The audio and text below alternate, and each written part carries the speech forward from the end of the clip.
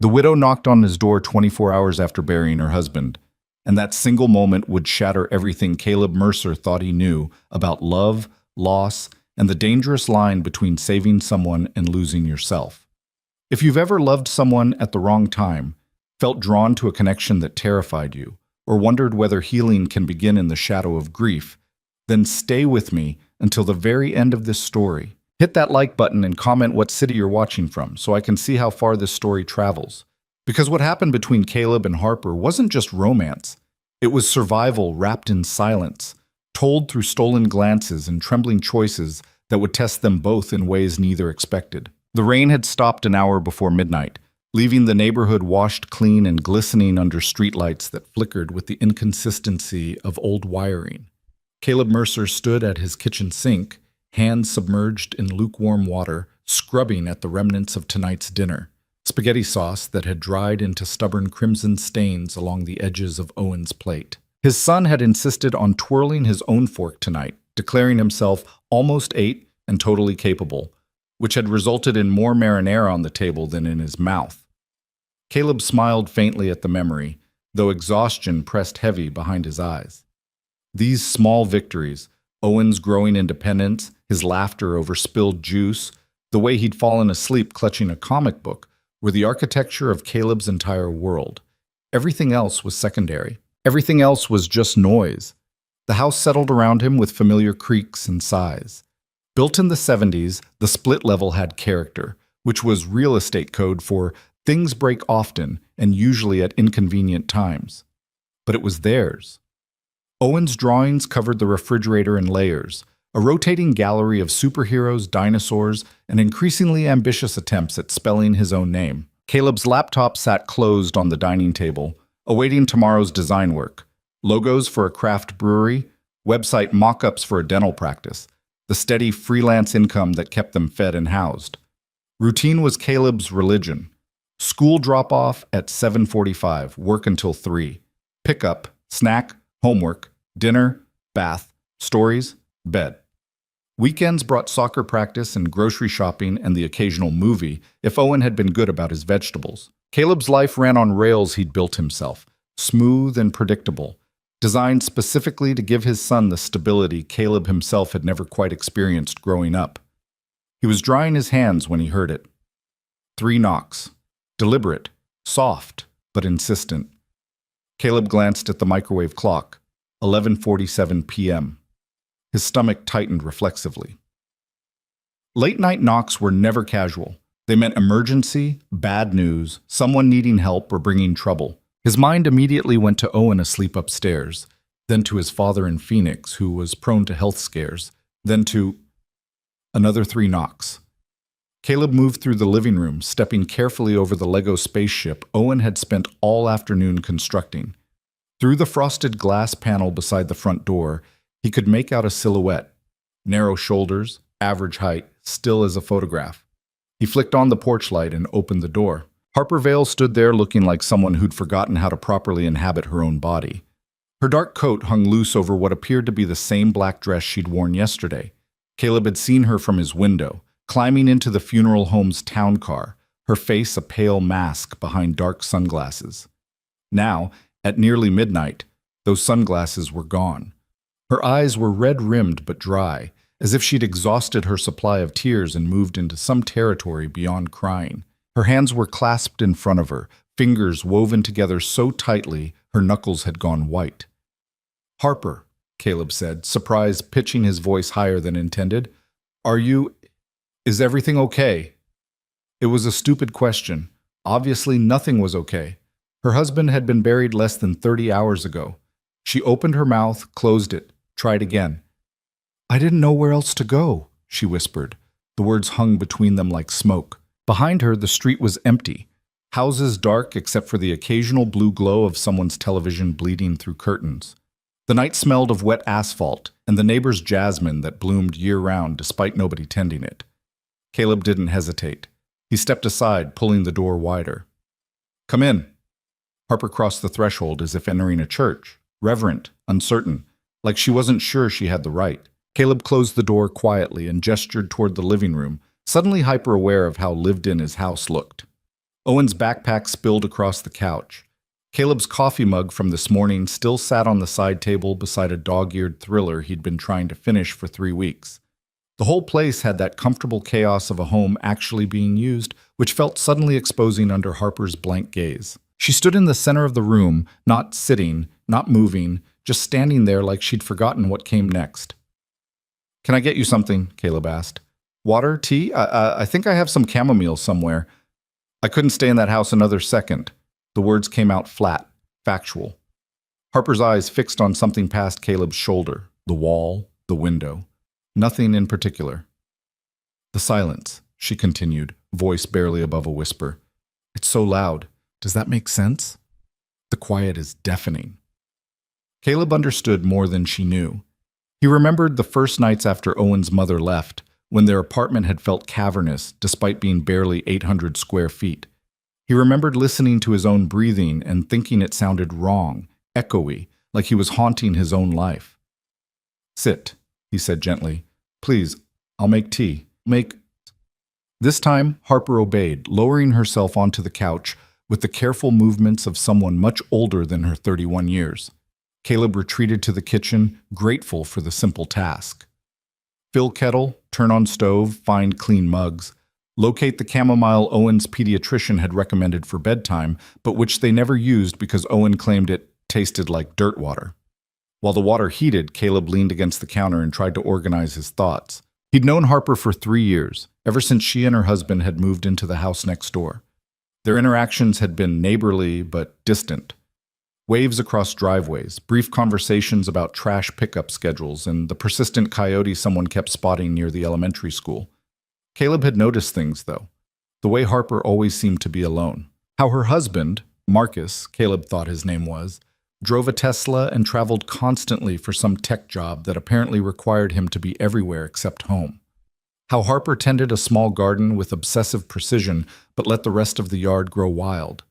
How sometimes, late at night, Caleb would see her sitting on her back porch, completely still, staring at nothing. She'd always struck him as lonely.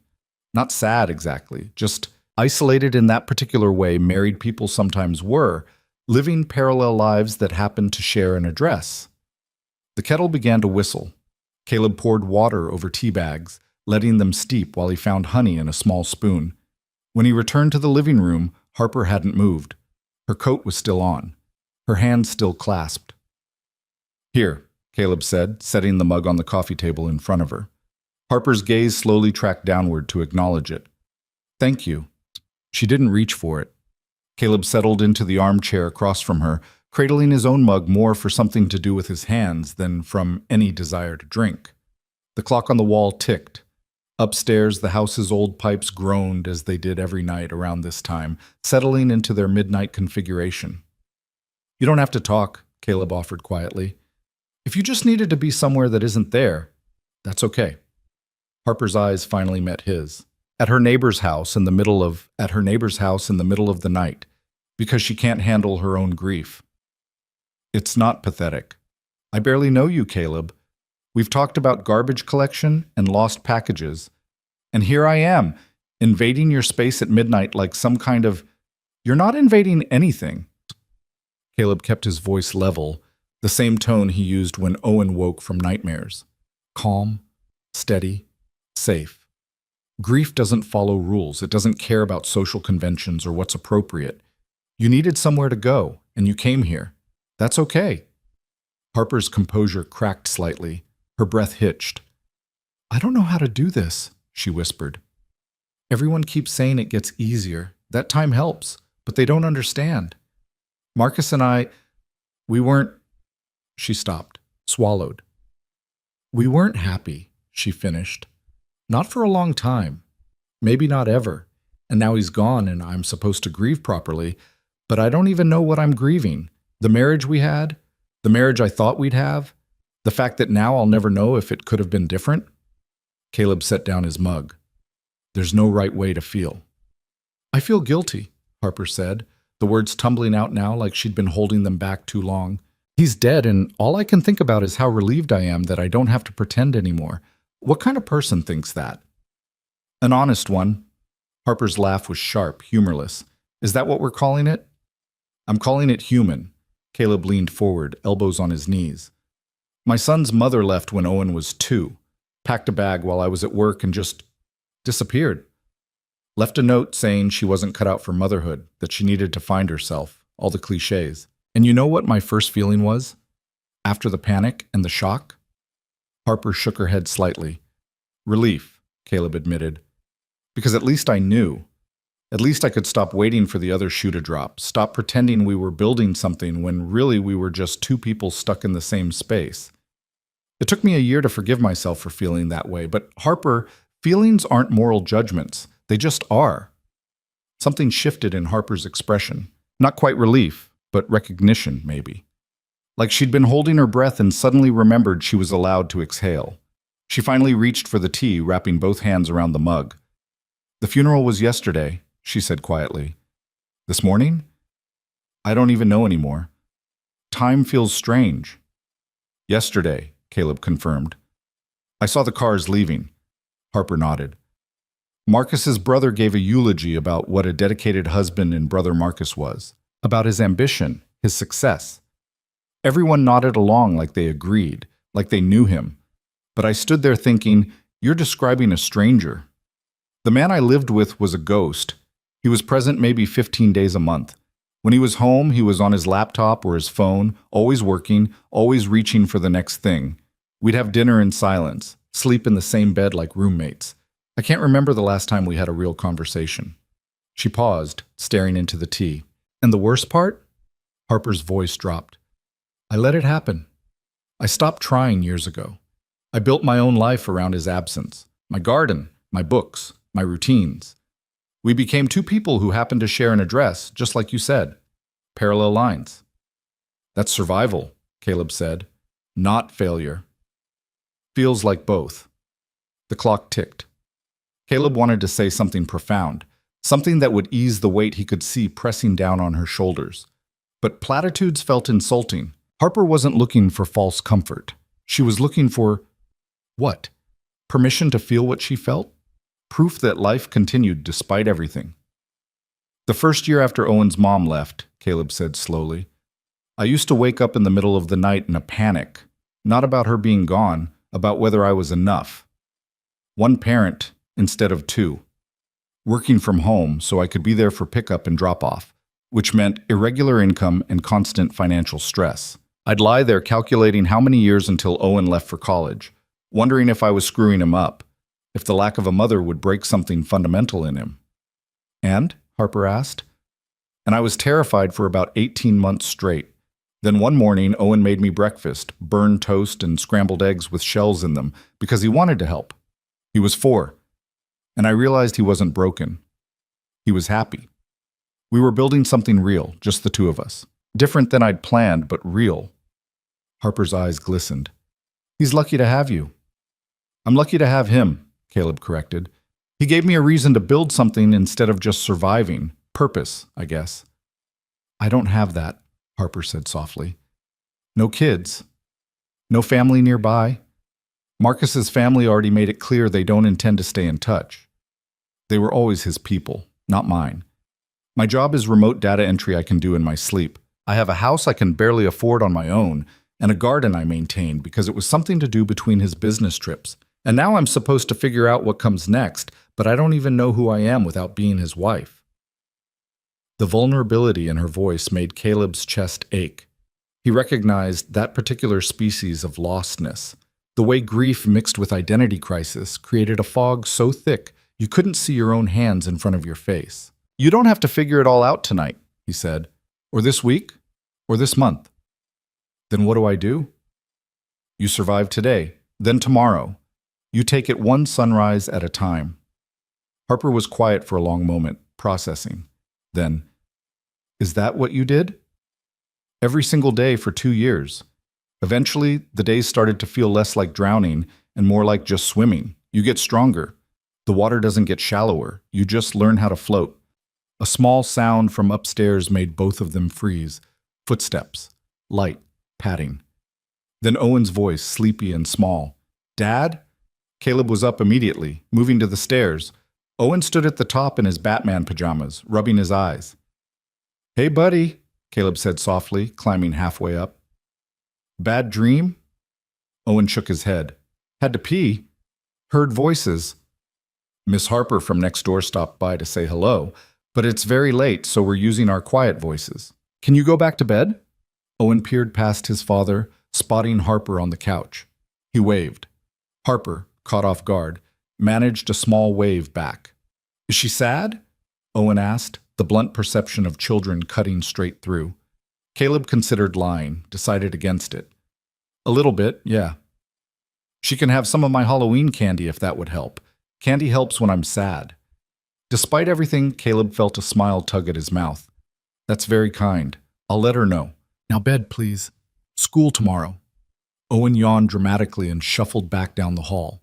Caleb waited until he heard the bedroom door close before returning to the living room. Harper was staring at him with an expression he couldn't quite read. Sorry, Caleb said. He's a light sleeper. He offered me his Halloween candy.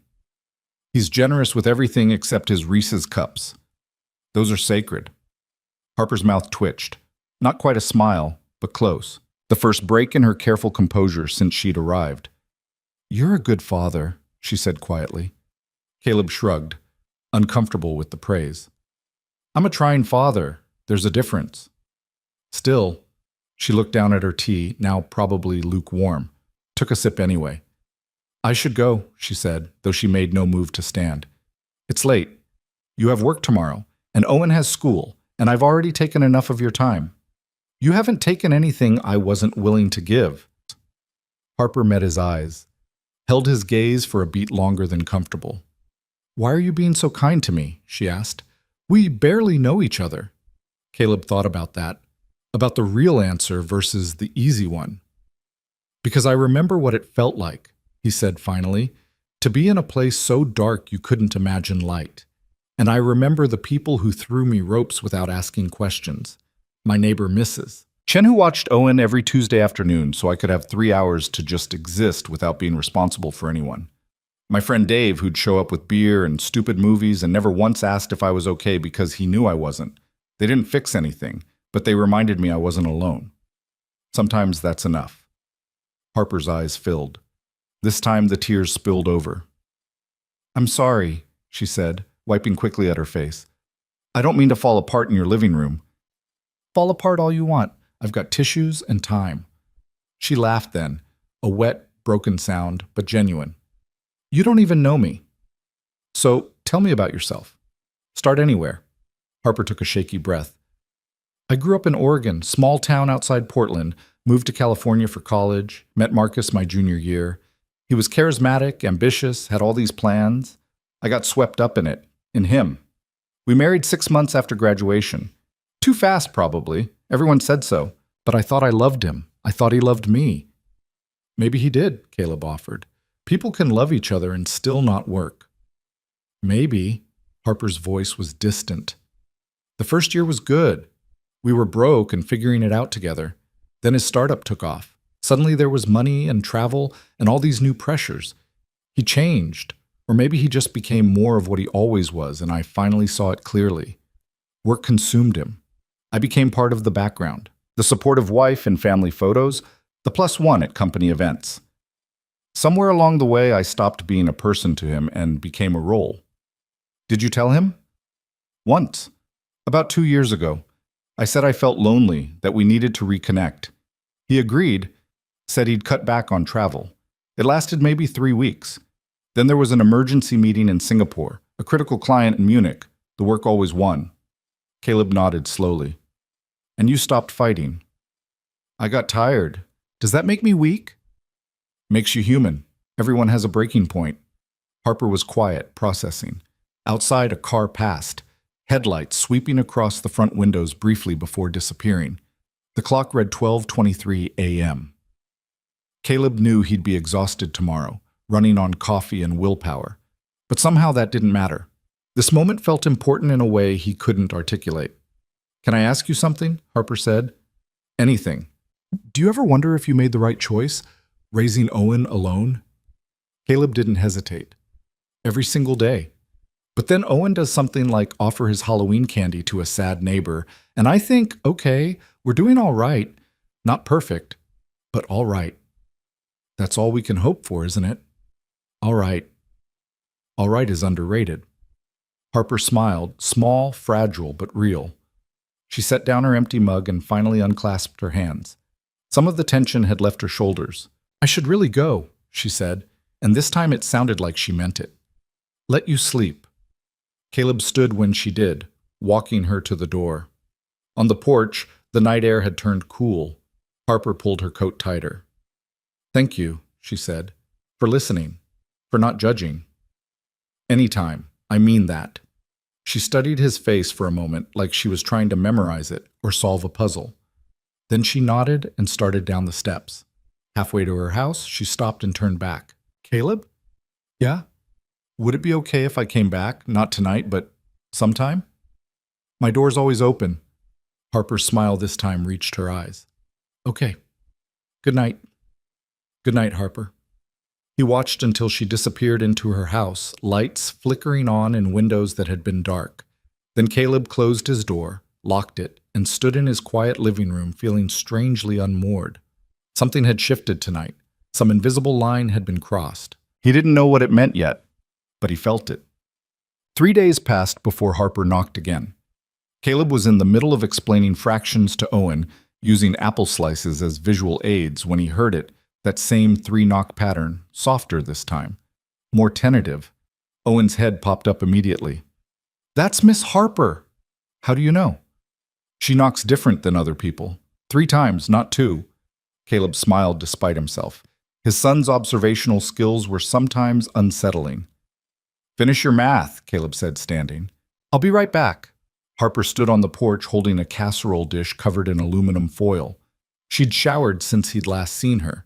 Her dark hair was clean and pulled back, and she'd changed into jeans and a sweater that looked comfortable rather than deliberately chosen. She looked less like a ghost and more like a person. I made too much, she said without preamble, lifting the dish slightly. Thought maybe you and Owen might want some. It's lasagna, the only thing I know how to cook well.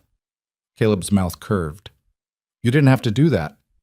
I wanted to, as a thank you for the other night. You don't owe me anything. I know, but I'm still offering. She hesitated. Unless you already have dinner plans? We were going to have dinosaur-shaped chicken nuggets and call it balanced because I'd also planned to serve broccoli. Harper laughed, a genuine sound that transformed her face. Then please, let me save you from that fate. Caleb stepped aside. Come in. Owen's doing homework, but he'd probably love the distraction. Harper entered more confidently this time, setting the lasagna on the kitchen counter. Owen watched from the table with undisguised interest. Hi, Miss Harper, he said. Hi, Owen. Still protecting that Halloween candy? Owen's eyes widened. You remembered. Your dad mentioned the Reese's cups are sacred. I respect that level of dedication. Owen beamed. Caleb hid a smile behind his hand as he searched for serving utensils. Over the next hour, something remarkable happened. They felt like a normal gathering of neighbors. Harper helped Owen with his fraction problems, explaining halves and quarters using his remaining apple slices. Caleb heated the lasagna and threw together a quick salad. They ate at the kitchen table, Owen monopolizing the conversation with a detailed recap of his day, the frog they'd found at recess, his friend Tyler's upcoming birthday party, his teacher's new haircut, which he deemed weird but not bad. Harper listened to all of it with genuine attention, asking follow-up questions and laughing in the right places. Caleb watched her interact with his son and felt something warm and complicated settle in his chest. After dinner, Owen insisted on showing Harper his comic book collection. They sat on the living room floor while he explained intricate superhero backstories with the seriousness of a scholar. Harper nodded along, asking which heroes could beat which villains, whether flight or invisibility was the superior power.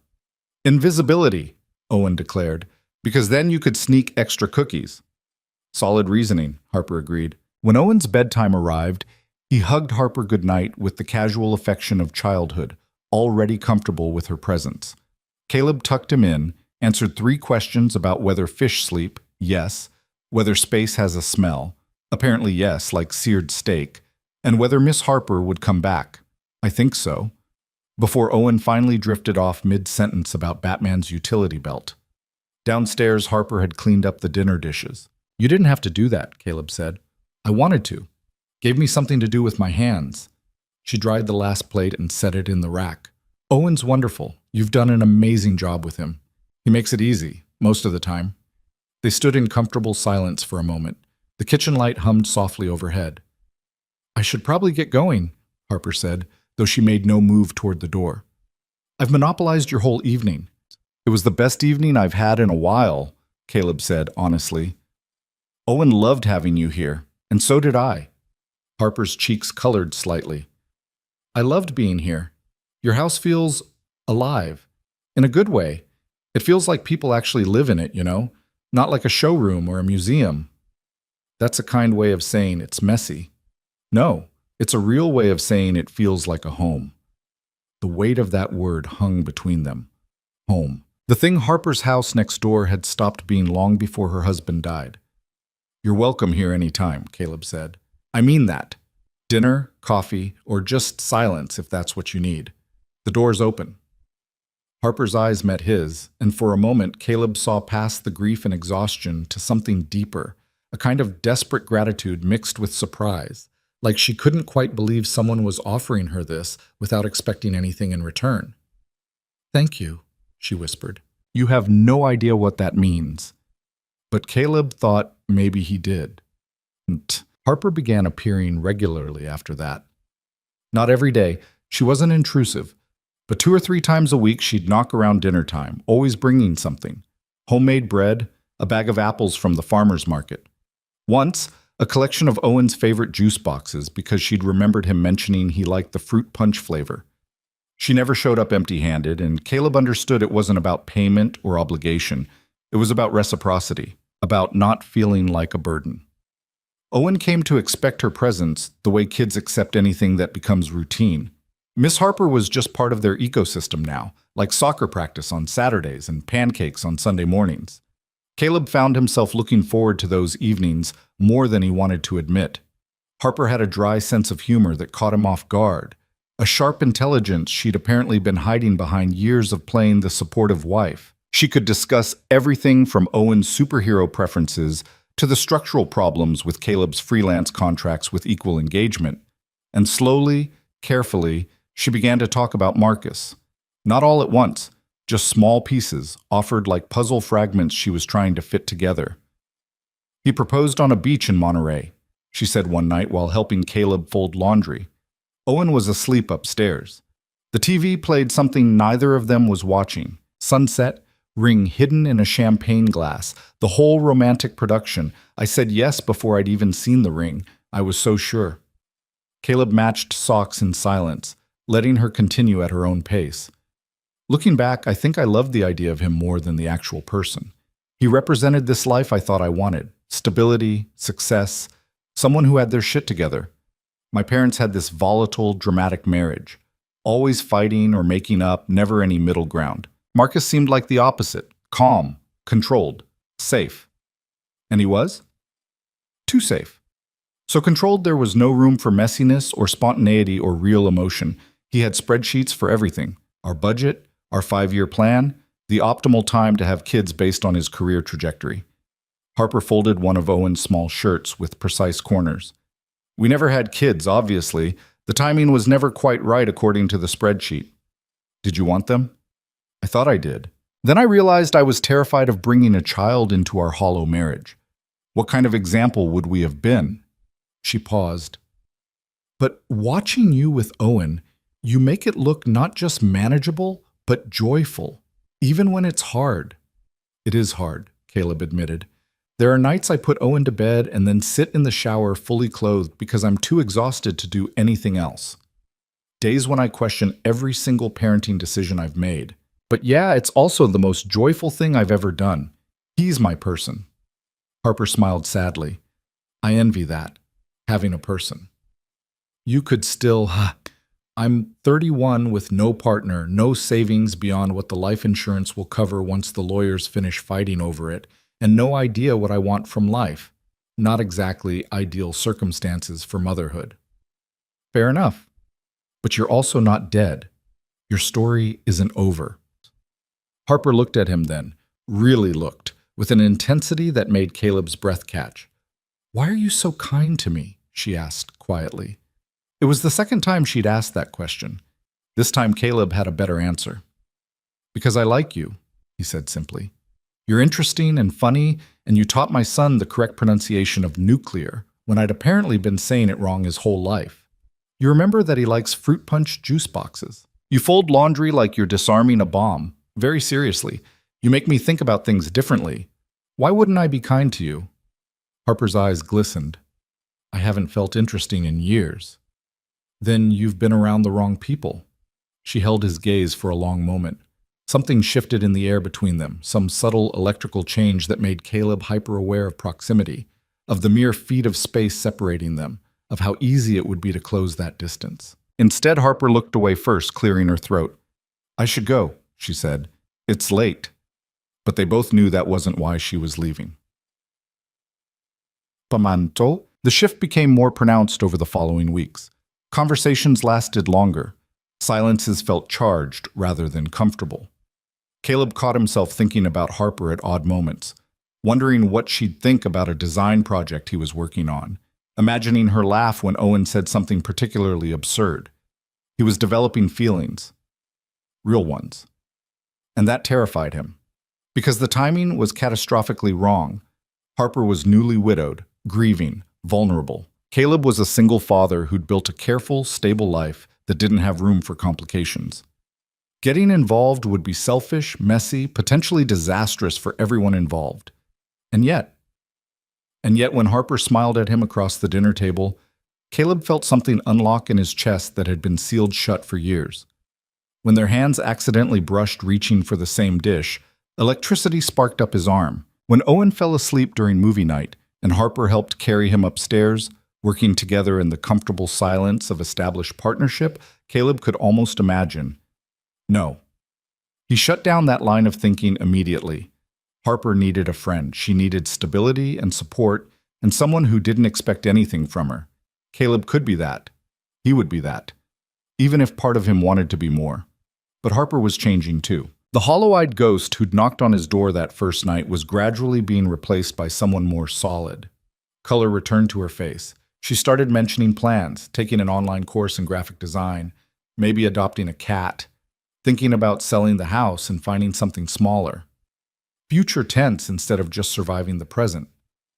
One evening she arrived with paint samples. "I'm redoing the bedroom," she announced, spreading the cards across Caleb's coffee table while Owen examined them with the seriousness of an art critic. "I need opinions. The walls are currently this awful beige that Marcus chose because it was neutral and resale friendly. I want color, something that feels like mine." Owen pointed decisively at a deep teal. "That one, it's like the ocean but not scary." Harper laughed. "That's actually my favorite too. Great minds, Owen." "It's a good choice," Caleb agreed. "Bold but not overwhelming." "Bold," Harper repeated, testing the word. "I like that. I haven't been bold in a long time." She started painting the following weekend. Caleb could hear music drifting through the walls, something upbeat and energetic, so different from the oppressive silence that had dominated her house before. On Sunday afternoon, Owen asked if they could go help. Caleb hesitated. Showing up uninvited felt like crossing a boundary. But Owen was already out the door, and Harper's surprised smile when she answered made Caleb's reservations dissolve. They spent the afternoon transforming her bedroom. Owen helped tape edges with painstaking precision, while Harper and Caleb rolled paint onto walls. They opened windows to let in spring air. Music played. Owen asked constant questions about why paint was called paint, and whether fish had bedrooms, and what Harper's favorite dinosaur was, Stegosaurus, because they have the best defense system. By the time they finished, the room looked completely different. The teal walls made the space feel alive, vibrant. Harper stood in the center, paint splattered and smiling wider than Caleb had ever seen. "It's perfect," she breathed. "It's actually mine." Owen tugged her hand. "You should hang up pictures now, of things you like." "You're absolutely right. What should I put up?" Owen considered this seriously. "Dragons, or maybe maps of places you want to go." "Maps," Harper said thoughtfully. "I like that idea." Caleb watched them together, His son and this woman who'd become woven into their daily life so seamlessly he could barely remember what routines had been like before her. And he felt something dangerous bloom in his chest. This looked too much like family. This felt too much like home, and that should have terrified him. Instead, it felt exactly right. What? The breaking point came on an ordinary Tuesday. Caleb was fighting a deadline, stress mounting as his design software crashed for the third time in an hour. Owen had been sent home from school with a low-grade fever. The dishwasher was broken. His father had called from Phoenix with more health concerns. Everything felt like it was balanced on a knife edge, ready to collapse. Then Harper knocked. "Bad time?" she asked, reading his expression immediately. Caleb ran a hand through his hair. "Owen's sick. My computer is possessed, and I have a presentation due tomorrow that I'm nowhere near finishing. So, yeah, kind of. Let me help." "Harper, you don't have to." "I know I don't have to. I want to." She stepped inside without waiting for permission. "What does Owen need?" "He's upstairs. Just wants someone to sit with him, really. The fever's low, but he feels miserable." "I'll sit with him. You finish your work." Before Caleb could protest, Harper was already heading upstairs. He heard her gentle voice greeting Owen, heard his son's relieved response, then quiet murmuring and the sound of a story being read. Something in Caleb's chest cracked. He returned to his computer, and with Harper handling Owen, he managed to focus. 2 hours later, the presentation was done. Good work, too, his best in months.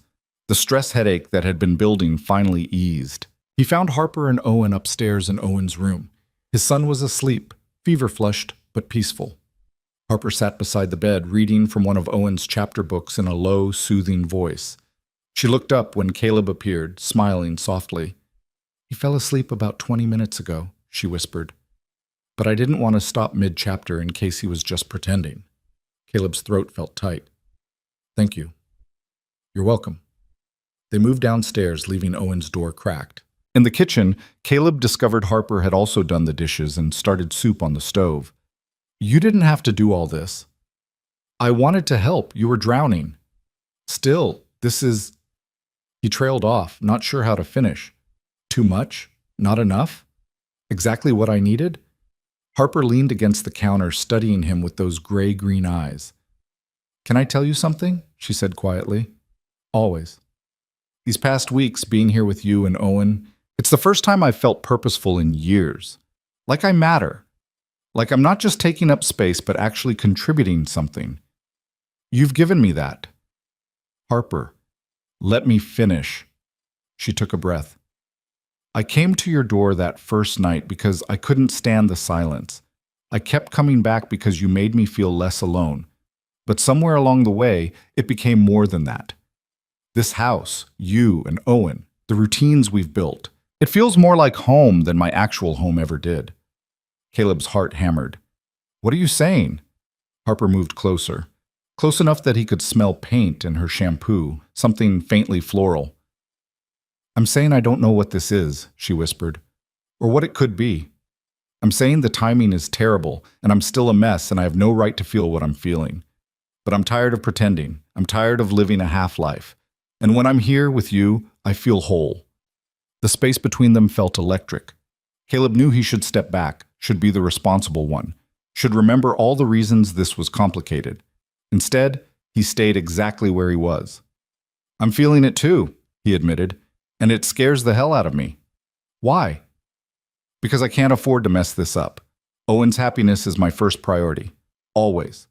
And if this goes wrong, if we try something and it falls apart, he gets hurt too. You're part of his life now. He cares about you." "I care about him too. So much." "I know. That's what makes this so dangerous." Harper's hand moved slowly, carefully, until her fingers brushed his. Neither of them pulled away. "What if it doesn't fall apart?" she whispered. "What if it works?" Caleb wanted to believe that. Wanted it so badly his chest ached. But fear had governed his decisions for years. Safe choices. Measured risks. Protecting Owen from disappointment and chaos. This was neither safe nor measured. This was terrifying. And yet Harper stood in his kitchen, paint still smudged on her forearm, eyes full of hope and fear, and something that looked an awful lot like love, and Caleb couldn't remember why being careful was so important. "I don't want to hurt you," he said. "Then don't." "It's not that simple, isn't it?" Harper's thumb traced small circles on his hand. "You've been so busy protecting everyone else that you forgot you deserve to be happy too. You deserve someone who sees you, Caleb, who chooses you, who shows up. So do you. Then maybe we deserve each other." The kiss happened before Caleb made a conscious decision. One moment they were standing separate, and the next Harper's hand was in his hair and his arms were around her waist, and they were kissing like two people who'd been drowning and just found air. It was desperate and gentle at the same time, full of hunger and relief and months of tension finally releasing. When they broke apart, both breathing hard, Caleb rested his forehead against hers. "This is crazy," he whispered. "I know. Your husband has been gone less than 2 months. I know. People will judge. Let them." Harper pulled back just enough to meet his eyes. "I spent years living for other people's approval," she said. "Being the wife Marcus needed, the daughter my parents expected, the neighbor who minded her own business. I'm done with that. Life's too short and too fragile. I almost died inside that hollow marriage. You brought me back. I'm not apologizing for that." Caleb searched her face, looking for doubt or uncertainty, found only fierce determination. "I'm scared," he admitted. "Me too. But I'm more scared of walking away and wondering what if for the rest of my life." Upstairs, Owen coughed in his sleep. The sound broke the moment's spell, reminding Caleb of reality. His son. Responsibilities. The fact that this wasn't just about what he wanted. He stepped back, immediately missing her warmth. "We need to be smart about this," he said. "For Owen's sake. He's 7. He doesn't understand adult complications. If we do this, we do it right. Slow. Careful." Harper nodded. "Whatever you need. I need time. To think about how to explain this to him, how to make sure he doesn't get confused or hurt if things don't work out." "Okay? And I need to know you're sure that this isn't just grief or loneliness or gratitude mixed up into something that feels like more." Harper's expression softened. She took his hand again, gentle this time. "Caleb, I've been lonely for years.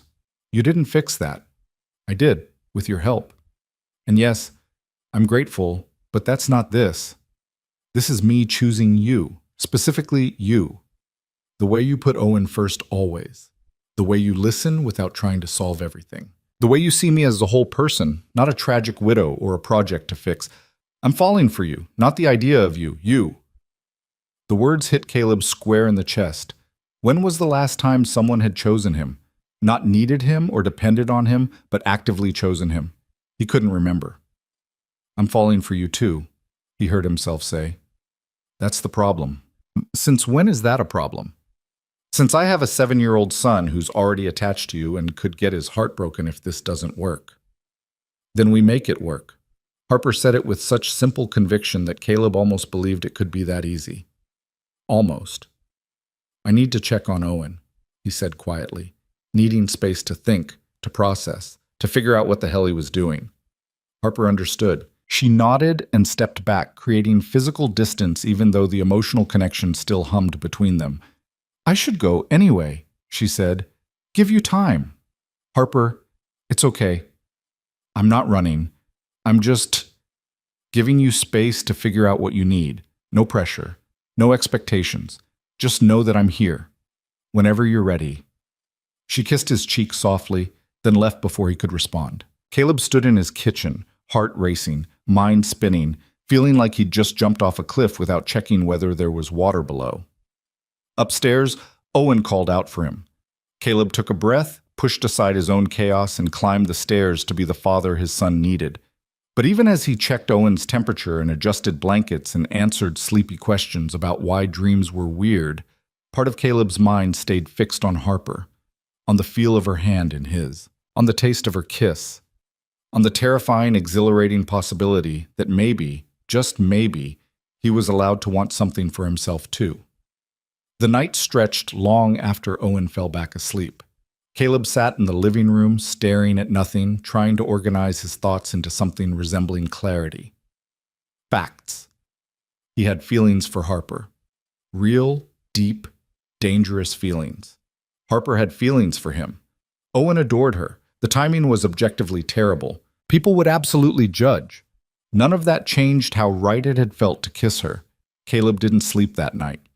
He lay in bed watching shadows move across his ceiling, thinking about responsibility and fear and the terrifying possibility of happiness. By the time dawn broke, he still didn't have answers. But he had a decision to make. Morning arrived with Owen's small hand shaking Caleb's shoulder, his face still flushed from the lingering fever, but his eyes bright with the resilience of childhood. "Dad, I'm hungry," Owen announced. "Can we have pancakes?" Caleb dragged himself upright, feeling every minute of his sleepless night in his bones. "Sure, buddy. How are you feeling?" "Better. My head doesn't hurt anymore." Owen climbed onto the bed, settling cross-legged beside his father. "Is Miss Harper coming back today?" The question landed like a stone in Caleb's chest. He studied his son's face, searching for some sign that Owen had sensed the shift between the adults in his life. But he saw only innocent curiosity. "I don't know," Caleb said carefully. "She might be busy." "She's nice," Owen said matter-of-factly. "She reads good voices. Different ones for each character. You just do the same voice for everyone."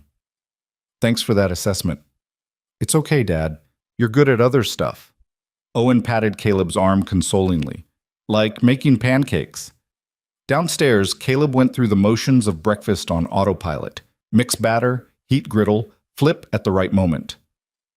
Owen chattered about a dream involving dinosaurs and spaceships, while Caleb's mind replayed the previous night on loop.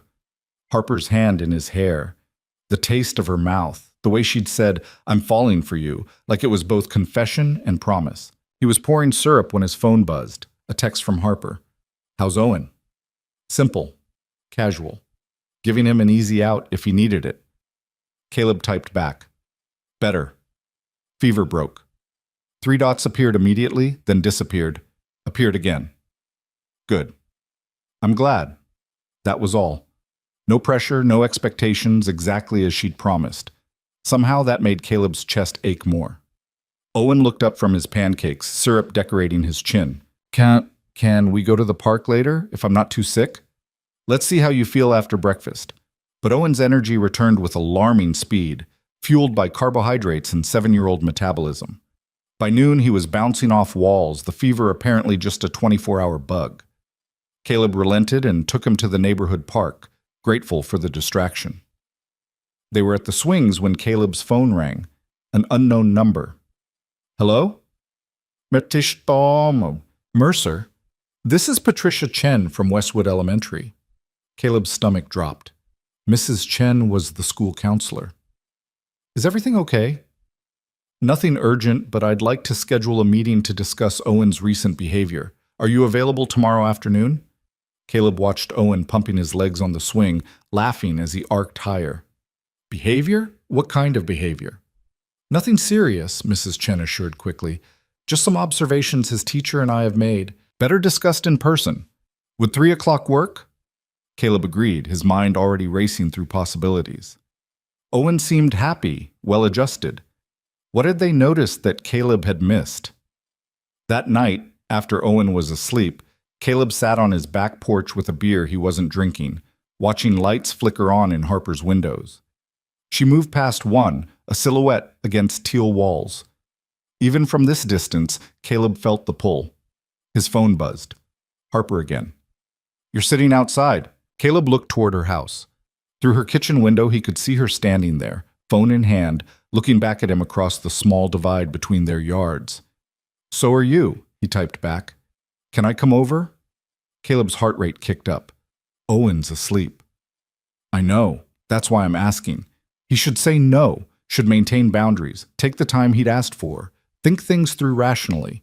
Instead, he typed, "Back gates unlocked." He heard it creak open less than a minute later. Harper appeared around the corner of his house wearing an oversized cardigan and jeans, her hair loose around her shoulders. She looked younger somehow, more vulnerable without the careful composure she usually maintained. She sat in the chair beside him without asking permission, tucking her legs underneath her. For a long moment, neither spoke. The night air smelled of jasmine and distant rain. Somewhere down the street, a dog barked half-heartedly. "I couldn't stop thinking about you," Harper said quietly. "Same." Did you sleep? Not really. You? About an hour, maybe. She pulled the cardigan tighter. I keep replaying everything, wondering if I pushed too hard, said too much, moved too fast. You didn't. Then why do you look terrified? Caleb huffed a laugh. Because I am terrified. This is uncharted territory for me, Harper. I haven't let anyone close since Owen's mother left. And even before that, I'm not sure I ever really let her in. I built walls without realizing it, made myself self-sufficient. It was safer that way. And now? Now those walls feel like prison bars. He finally looked at her. But breaking them down means risk. Means Owen could get hurt if this doesn't work out. Means I could get hurt. Means everything could fall apart. Harper reached across the space between chairs and took his hand. Her fingers were cold. What if I promise to be careful with both of you? She said softly. What if we take this as slow as you need? No rushing, no pressure. Just seeing where it goes? And if people talk, your husband's barely been gone 2 months, Harper. People will have opinions. Let them. Her voice held steel. I spent my entire marriage caring what people thought. Marcus's colleagues, his family, the neighbors who saw the perfect couple with the perfect house. None of them knew the truth. None of them lived my life. I'm done performing for an audience that doesn't matter. Caleb wanted to believe it could be that simple, but life had taught him that nothing worthwhile ever was. I have a meeting tomorrow, he said, with Owen's school counselor. She said they've noticed some behavioral changes. Harper's expression shifted to concern. What kind of changes? She wouldn't say over the phone, but it's making me wonder if this us is already affecting him. If he's picking up on something and it's causing stress. Or maybe it's completely unrelated. Maybe. Harper squeezed his hand. You're a good father, Caleb. Whatever it is, you'll handle it. And if you want me to step back, give you space while you figure things out, I don't want you to step back, Caleb interrupted. The words came out more forcefully than intended. That's the problem. I want you here. I want you in my life, in Owen's life. I want to wake up and text you good morning and have you show up for dinner and kiss you good night. I want all of it. And that terrifies me because wanting things means they can be taken away. Harper's eyes glistened in the porch light. Then we protect it. We go slow, we communicate, we make sure Owen feels safe and secure. But we don't run from this out of fear. You make it sound easy. It's not easy, but maybe it's worth the risk. Caleb studied their joined hands, the way her fingers fit perfectly between his. When had that happened? When had this woman he'd barely known 2 months ago become essential?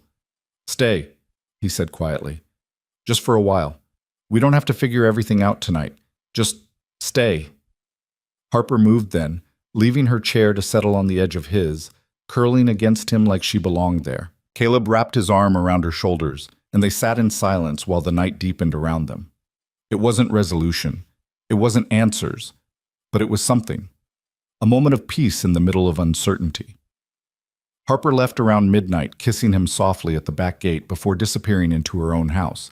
Caleb watched until her bedroom light clicked off, then went inside to check on Owen one more time before attempting sleep. His son lay sprawled across his bed in the boneless way of children, one arm flung over his stuffed elephant. Caleb brushed hair off Owen's forehead, feeling the steady rhythm of his breathing. I'm trying to do right by you, Caleb whispered. I promise I'm trying. Owen slept on, blissfully unaware of his father's internal war. The next afternoon, Caleb sat in Mrs. Chen's office, trying not to feel like he was being called to the principal's office himself. The room was aggressively cheerful, motivational posters on the walls, a basket of fidget toys in the corner, everything designed to put children at ease. It had the opposite effect on Caleb. Mrs. Chen was a kind-faced woman in her 50s who'd been at Westwood for 2 decades. She smiled warmly as she settled behind her desk. Thank you for coming in, Mr. Mercer. I know these meetings can feel concerning, but I want to start by saying Owen is a wonderful student. Bright, creative, well-liked by his peers. But, Caleb prompted. But his teacher, Mrs. Rodriguez, and I have noticed some changes over the past month or so. Nothing alarming, just different. He's been asking questions about families, about mothers specifically, drawing pictures that always include 3 people instead of his usual 2. During free writing time, he's been creating stories about kids who find new family members. Caleb's stomach clenched. He's never asked about his mother before, not really.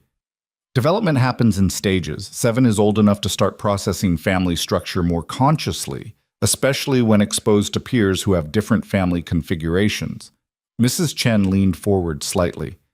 Has anything changed at home recently? New relationships, routines, people in his life?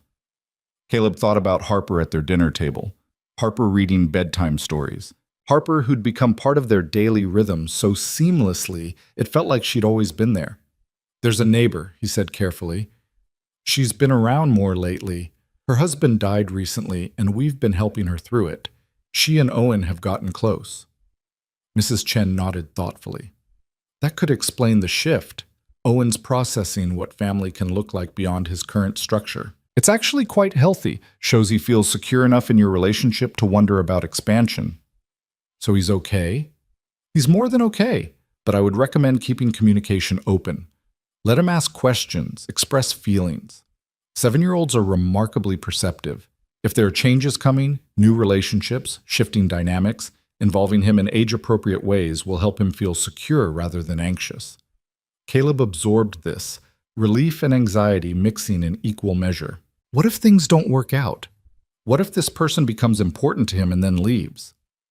That's always a risk with any relationship, Mrs. Chen said gently. But protecting Owen from all potential loss also protects him from connection and joy. The goal isn't to shield him from life, it's to give him tools to navigate it. Sounds like you're already doing that by being thoughtful about how you introduce new people into his world.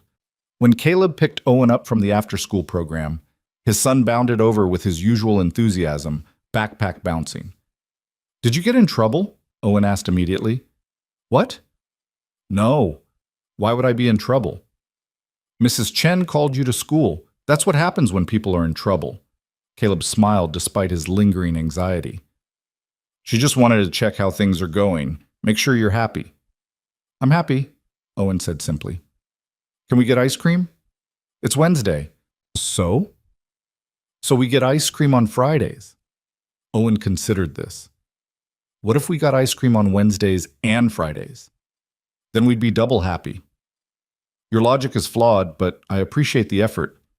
They compromised on frozen yogurt, sitting at a small table while Owen created an architectural disaster of chocolate yogurt, gummy bears, and far too many sprinkles. Caleb watched him work with intense concentration, tongue poking out slightly. Can I ask you something? Caleb said. Yep. Have you been thinking about moms lately? Your teacher mentioned you've been asking questions. Owen looked up, gummy bear halfway to his mouth. Sometimes. Tyler has a mom who makes him lunch with notes in it, and Emma's mom does her hair in braids. I was just wondering what it would be like. Caleb's chest tightened. Do you feel like you're missing something? Because I can learn to braid. Dad, you can barely do a ponytail. Fair point. Owen ate his gummy bear thoughtfully. I don't really miss having a mom because I never had one, you know? It's like missing pizza flavor ice cream. Maybe it would be good, but I don't know what I'm missing. Does that make sense? It makes perfect sense. But sometimes I think it might be nice to have someone else, not instead of you, with you, like Miss Harper. Caleb's breath caught. You like Miss Harper? She's nice, and she laughs at my jokes even when they're not funny. And she helps with homework without making me feel dumb. And she makes you smile different. Different how? Owen scrunched up his face, searching for words. Like, you smile at me because you love me, but you smile at her because she makes you happy. It's different, but both good. The perception stunned Caleb into silence. When had his 7-year-old become so observant? If I was thinking about Miss Harper being around more, Caleb said slowly, carefully, how would you feel about that? Owen shrugged, attacking his yogurt with renewed vigor. Good, I guess. She's already around a lot anyway. Would she move in? Because her house is bigger, maybe we should move there. My room is kind of small. Nobody's moving anywhere, Caleb said quickly. I'm just thinking out loud. Okay, can I have more gummy bears? They stayed at the yogurt shop until Owen's sugar high kicked in, then walked home as the sun started its descent. Their neighborhood glowed golden, everything softened by evening light. Caleb noticed things he usually rushed past, the roses blooming in the Martinez's yard, the sound of wind chimes from somewhere down the street, the way the light hit the trees just right. Harper's car was in her driveway when they arrived home. Owen spotted it immediately. "Can we invite Miss Harper for dinner?" he asked. Caleb's phone buzzed before he could answer. Harper's text read, "Made too much stir-fry. Want some?" He smiled. "Actually, I think she's inviting us." Owen cheered and bolted toward Harper's house. Caleb followed more slowly, watching his son knock on her door with 3 precise raps, unconsciously mimicking Harper's pattern. When she answered, Owen launched into an elaborate story about his yogurt creation, while Harper listened with perfect attention. Her eyes met Caleb's over Owen's head, and something passed between them. Understanding, maybe, or possibility. They ate dinner at Harper's kitchen table for the first time. The teal bedroom walls were visible through the open doorway, bold and beautiful. Harper had hung maps like Owen suggested, world maps, constellation maps, fantasy realm maps from books she loved. The house was slowly transforming from Marcus's neutral showroom into something distinctly hers. After dinner, Owen discovered Harper's small collection of board games and insisted on playing. They ended up on her living room floor. Owen sprawled on his stomach while Caleb and Harper sat cross-legged facing each other. A game of sorry spread between them. "This game is all luck," Owen declared, moving his piece. "There's no strategy. You just draw cards and hope." "Sometimes that's life," Harper said, drawing a card. "You play the hand you're dealt." "But you can also trade cards," Owen pointed out, "and choose which piece to move. So there's some strategy." "Wise beyond your years," Caleb murmured, moving his own piece. They played 3 rounds. Owen won twice, crowing victoriously both times. By 8:30, he was yawning despite his best efforts to hide it. "Bedtime," Caleb announced. "But I'm not tired," Owen protested around another yawn. "Your face disagrees." Owen looked to Harper for support. "Miss Harper, tell him I'm not tired." Harper smiled. "I think your dad knows best on this one." "Traitor," Owen muttered, but he stood obediently. At the door, he turned back. "Can we come back tomorrow?" "If your dad says it's okay," Harper replied carefully. Owen looked at Caleb with pleading eyes. Caleb felt the weight of the decision, how this wasn't just about dinner anymore, how they were building patterns that would become expectations, how every choice now carried implications for a future he couldn't quite see yet. "We'll see," he said finally. Owen accepted this with the resignation of a child who knew when to push and when to retreat. "Bye, Miss Harper. Thanks for dinner and losing it sorry." "I didn't lose, you won." "There's a difference." Owen grinned and headed out. Caleb lingered at the door. "Thank you," he said quietly. "For tonight. For understanding about going slow." "We can go as slow as you need," Harper replied. "I'm not going anywhere." Caleb wanted to kiss her goodnight, wanted to pull her close and breathe her in and forget about complications. Instead, he settled for squeezing her hand briefly. "Good night, Harper." "Good night, Caleb." Walking back across their yards, Owen's hand in his, Caleb felt something settle in his chest. Not certainty. He wasn't sure he'd ever have that, but something close to peace. "Dad?" Owen said as they climbed their porch steps. "Yeah, buddy?" "I like when Miss Harper's around. She makes things feel more complete, like when you finish a puzzle and find the last piece." Caleb looked down at his son, heart swelling. "Yeah, I like that too." Inside, routine took over. Teeth brushing, pajamas, the same bedtime rituals they'd performed 1,000 times. But when Caleb tucked Owen in, his son surprised him with a question. "If Miss Harper became part of our family, would that be okay? Like, officially?" Caleb sat on the edge of the bed. "How would you feel about that?" "I already said it would be like finding the puzzle piece, but I'm asking how you'd feel." When did his son learn to turn questions around like this? "I think," Caleb said carefully, "that Miss Harper is very special, and I care about her a lot, but grown-up relationships are complicated, so we're taking our time, making sure everyone's happy and comfortable. Does that make sense?" Owen nodded. "You're being careful, because you don't want anyone to get hurt." "Exactly." "But Dad, sometimes being too careful means you miss out on good stuff. Like when I didn't want to try swimming because I was scared, but then I tried, and it was fun." Caleb smiled. "When did you get so smart?" I've always been smart. You just don't always notice because I'm short.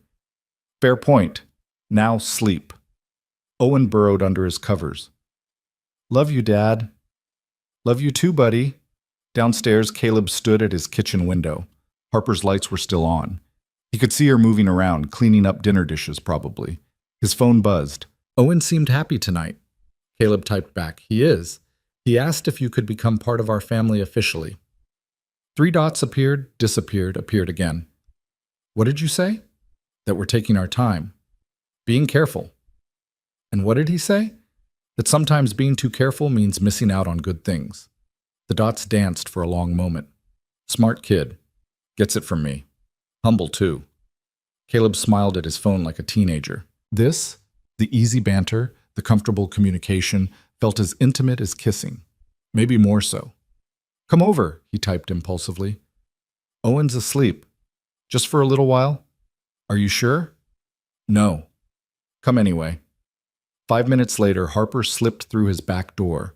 She'd changed into soft-looking leggings and an oversized sweater, her hair pulled into a messy knot.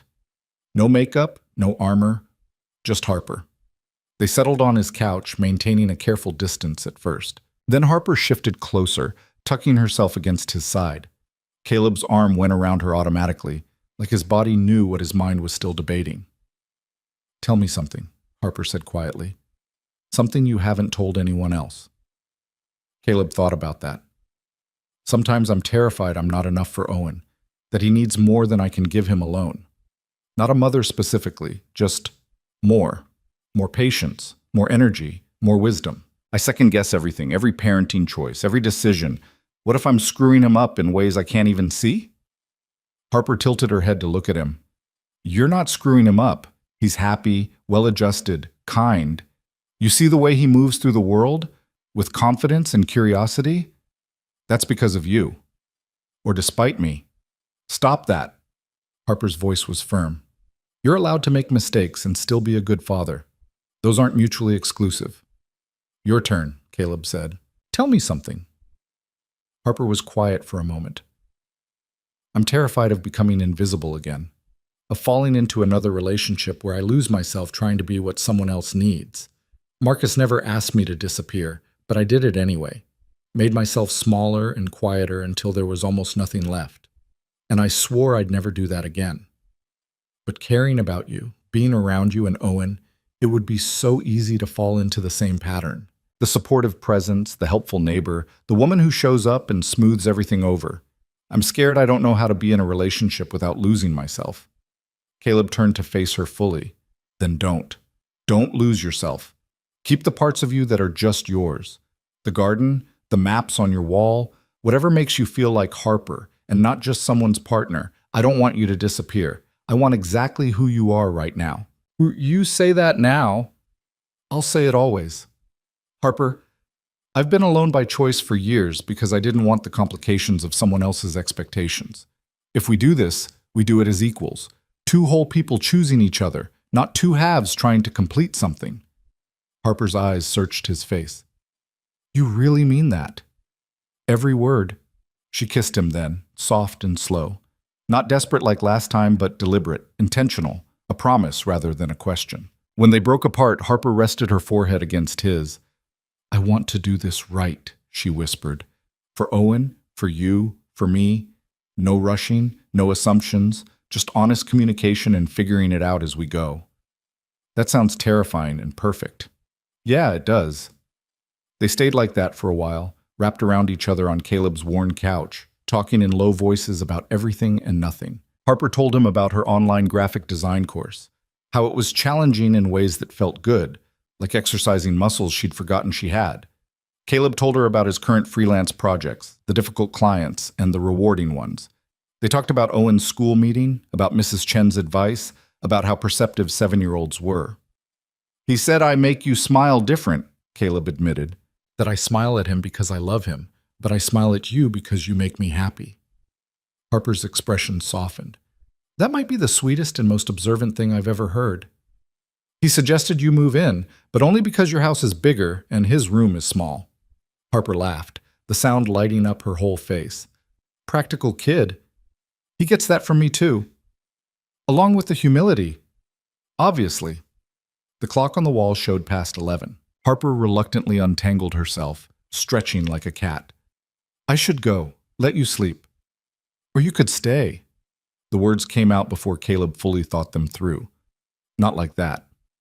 Just stay. Fall asleep here. Wake up here. We're both adults, Harper. We can share space without it being a thing. Harper bit her lip, considering. Owen would see me in the morning.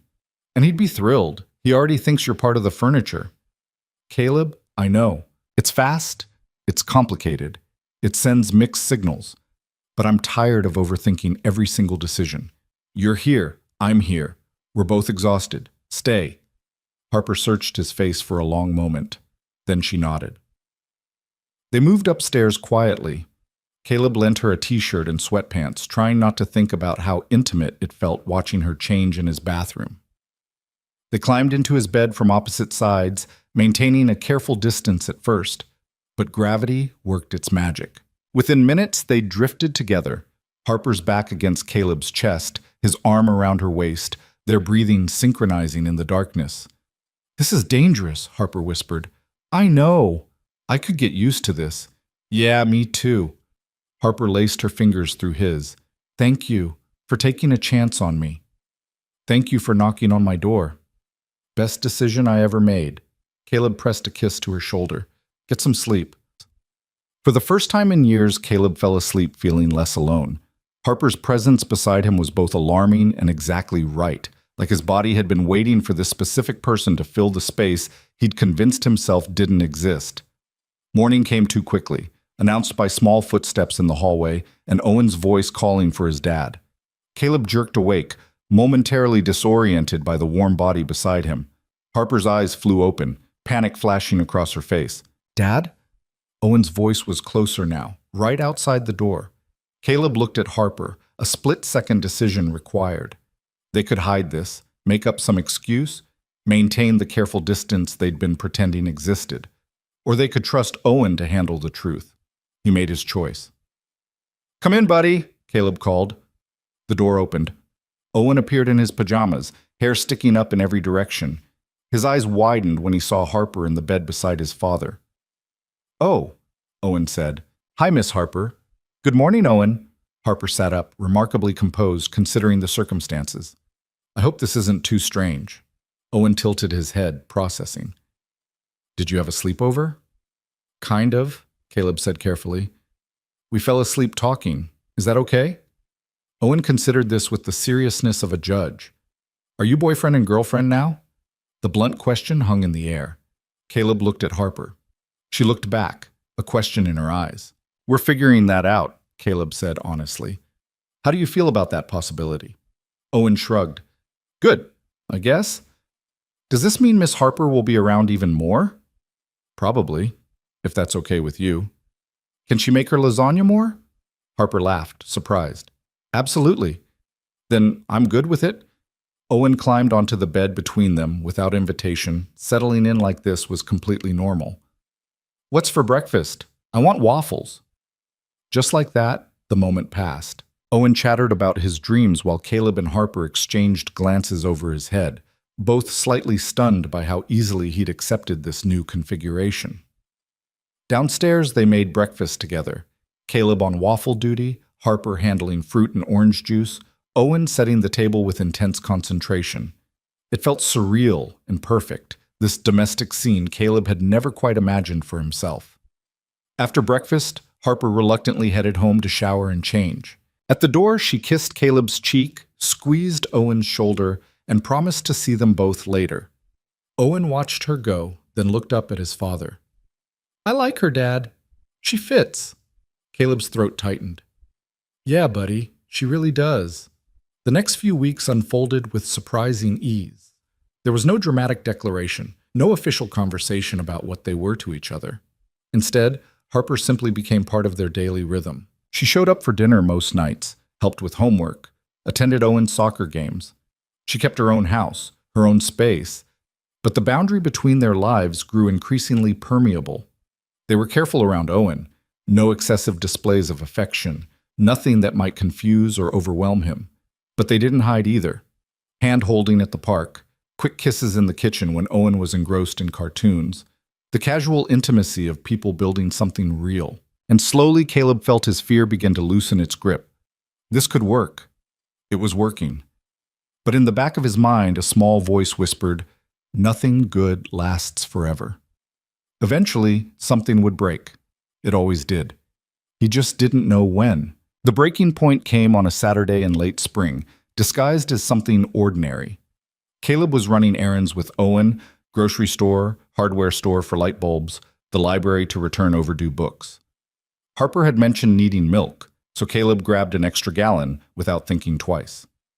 These small gestures had become automatic, the unconscious choreography of intertwined lives. They were loading groceries into the car when Caleb heard his name called across the parking lot. He turned to see David Brennan approaching, an old college friend he hadn't spoken to in at least a year. David looked the same, athletic build going slightly soft, expensive running shoes, the confident stride of someone who'd never questioned his place in the world. "Caleb Mercer," David said, grinning widely. "Man, it's been forever. How are you?" "Good, yeah, busy." Caleb gestured to Owen, who was arranging grocery bags with geometric precision in the trunk. "This is my son, Owen." "Owen, this is Mr. Brennan. We went to college together." Owen waved politely before returning to his organizational project. David's eyes tracked the movement, then returned to Caleb with barely concealed pity. "Still doing the single dad thing, huh? That's rough, man. You should let me set you up sometime. My wife knows tons of single women who'd be perfect for you. Get you back out there." Caleb felt irritation spark. "Actually, I'm seeing someone." "Oh yeah? Anyone I know?"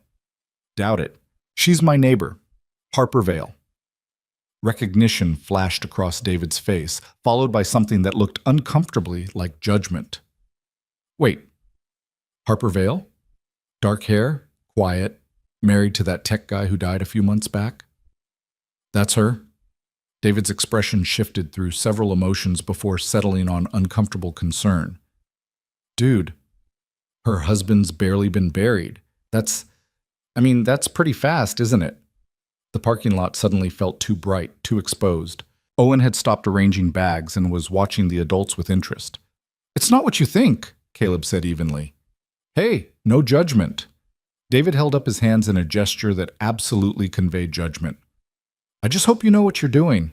People talk, small neighborhood and all. Just saying, might want to be careful, especially with a kid involved." Every word landed like a small stone. Caleb felt his jaw tighten. "Thanks for the concern," he said, voice cold. "We should get going. Frozen stuff." "Right, yeah, good seeing you, man. We should grab a beer sometime." They both knew that would never happen. In the car, Owen was unusually quiet. Caleb gripped the steering wheel harder than necessary, David's words echoing in his head. "People talk. Her husband's barely been buried. Might want to be careful." "Dad?" Owen said softly. "Yeah, buddy."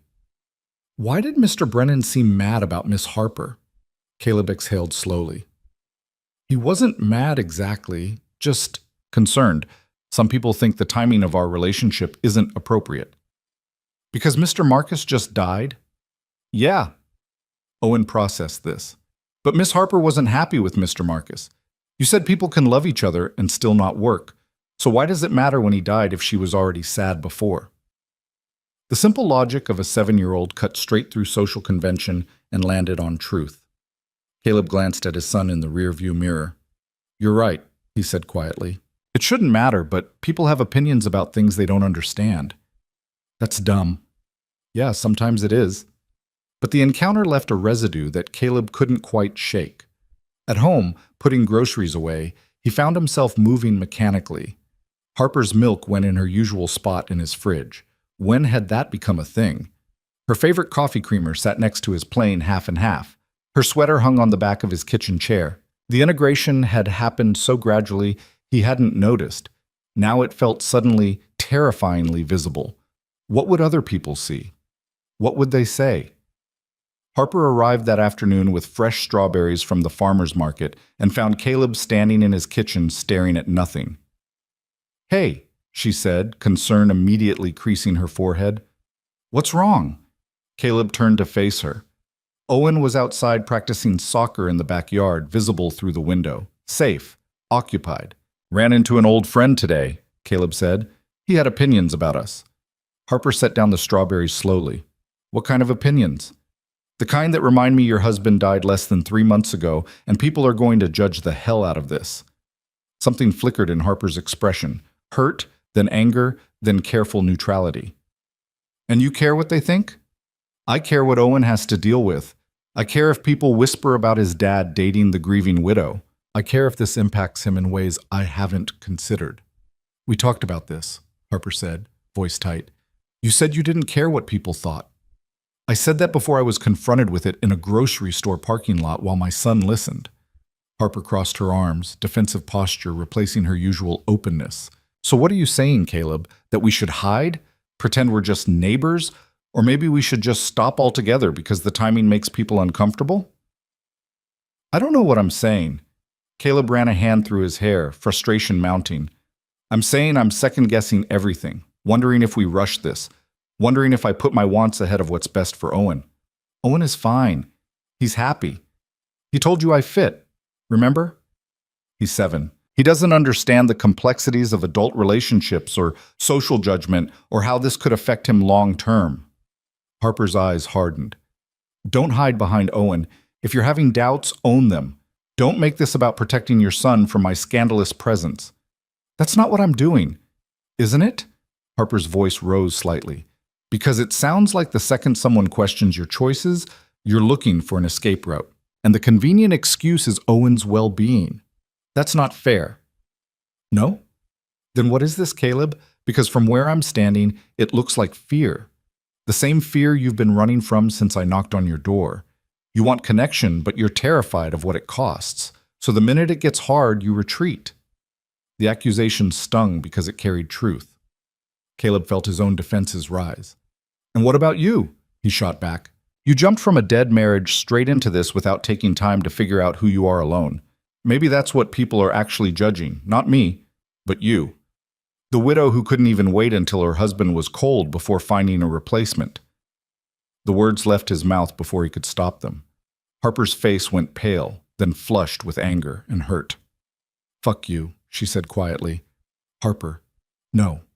You don't get to throw my grief and my choices back at me like weapons. I came to you because you were safe, because you listened without judgment, or so I thought. Her voice shook. Marcus wasn't a real marriage. It was a performance I participated in for years until I forgot how to be anything else. And yes, maybe I moved too fast with you. Maybe I should have spent months in therapy processing my feelings before daring to be happy.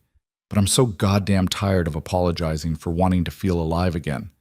I didn't mean, yes, you did. You meant every word. Harper grabbed her sweater from the chair, her movements sharp and jerky. I'm not some broken thing you're fixing, Caleb. And I'm not a scandal waiting to ruin your pristine single-father image. I'm a person who made a choice to be with you, but clearly that choice is more complicated than you're willing to handle. Where are you going? Home. My actual home. Not this borrowed space where I've apparently overstayed my welcome. She was at the door before Caleb found his voice again. Harper, wait. I'm sorry. I didn't mean what I said. I was angry and defensive, and it came out wrong. Harper turned back, tears streaming down her face now. The problem isn't what you said in anger, Caleb. It's what you think when you're scared. And if you think I'm some impulsive widow making bad decisions, then maybe we shouldn't be doing this. That's not what I think. Then what do you think? Because I need clarity. I need to know if you're actually in this or if you're just going through the motions while waiting for permission to bail. The question hung between them, huge and demanding. Through the window, Caleb could see Owen kicking his soccer ball, oblivious to the adult drama unfolding inside. I think, Caleb said slowly, that I'm terrified. Of screwing this up, of hurting you, of damaging Owen. I think one comment from a guy I barely like anymore sent me spiraling into worst-case scenarios. And I think I said terrible things because fear makes me mean. That's not good enough. I know. I can't be with someone who runs every time things get difficult. I already lived that marriage, the one where problems got buried under silence and distance. I won't do it again. Harper's hand was on the doorknob. Caleb knew if she walked out now, something fundamental would break. Maybe permanently. Don't go, he said. Please, let me fix this. You can't fix it with words, Caleb. This isn't about an apology. It's about whether you actually trust this, trust us, enough to weather other people's opinions. Because there will be more David Brennans, more judgment, more whispers, more people who think they know our story better than we do. And if you can't handle that, then we're done before we really started. The ultimatum was clear. Caleb felt the weight of the decision pressing down on him. He could let her go, return to the safe, predictable life he'd built. Just him and Owen, no complications, no vulnerability. Or he could choose the harder path, the one that required courage and trust and faith in something he couldn't control. Outside, Owen scored a goal and cheered for himself. Caleb thought about his son's words in the car.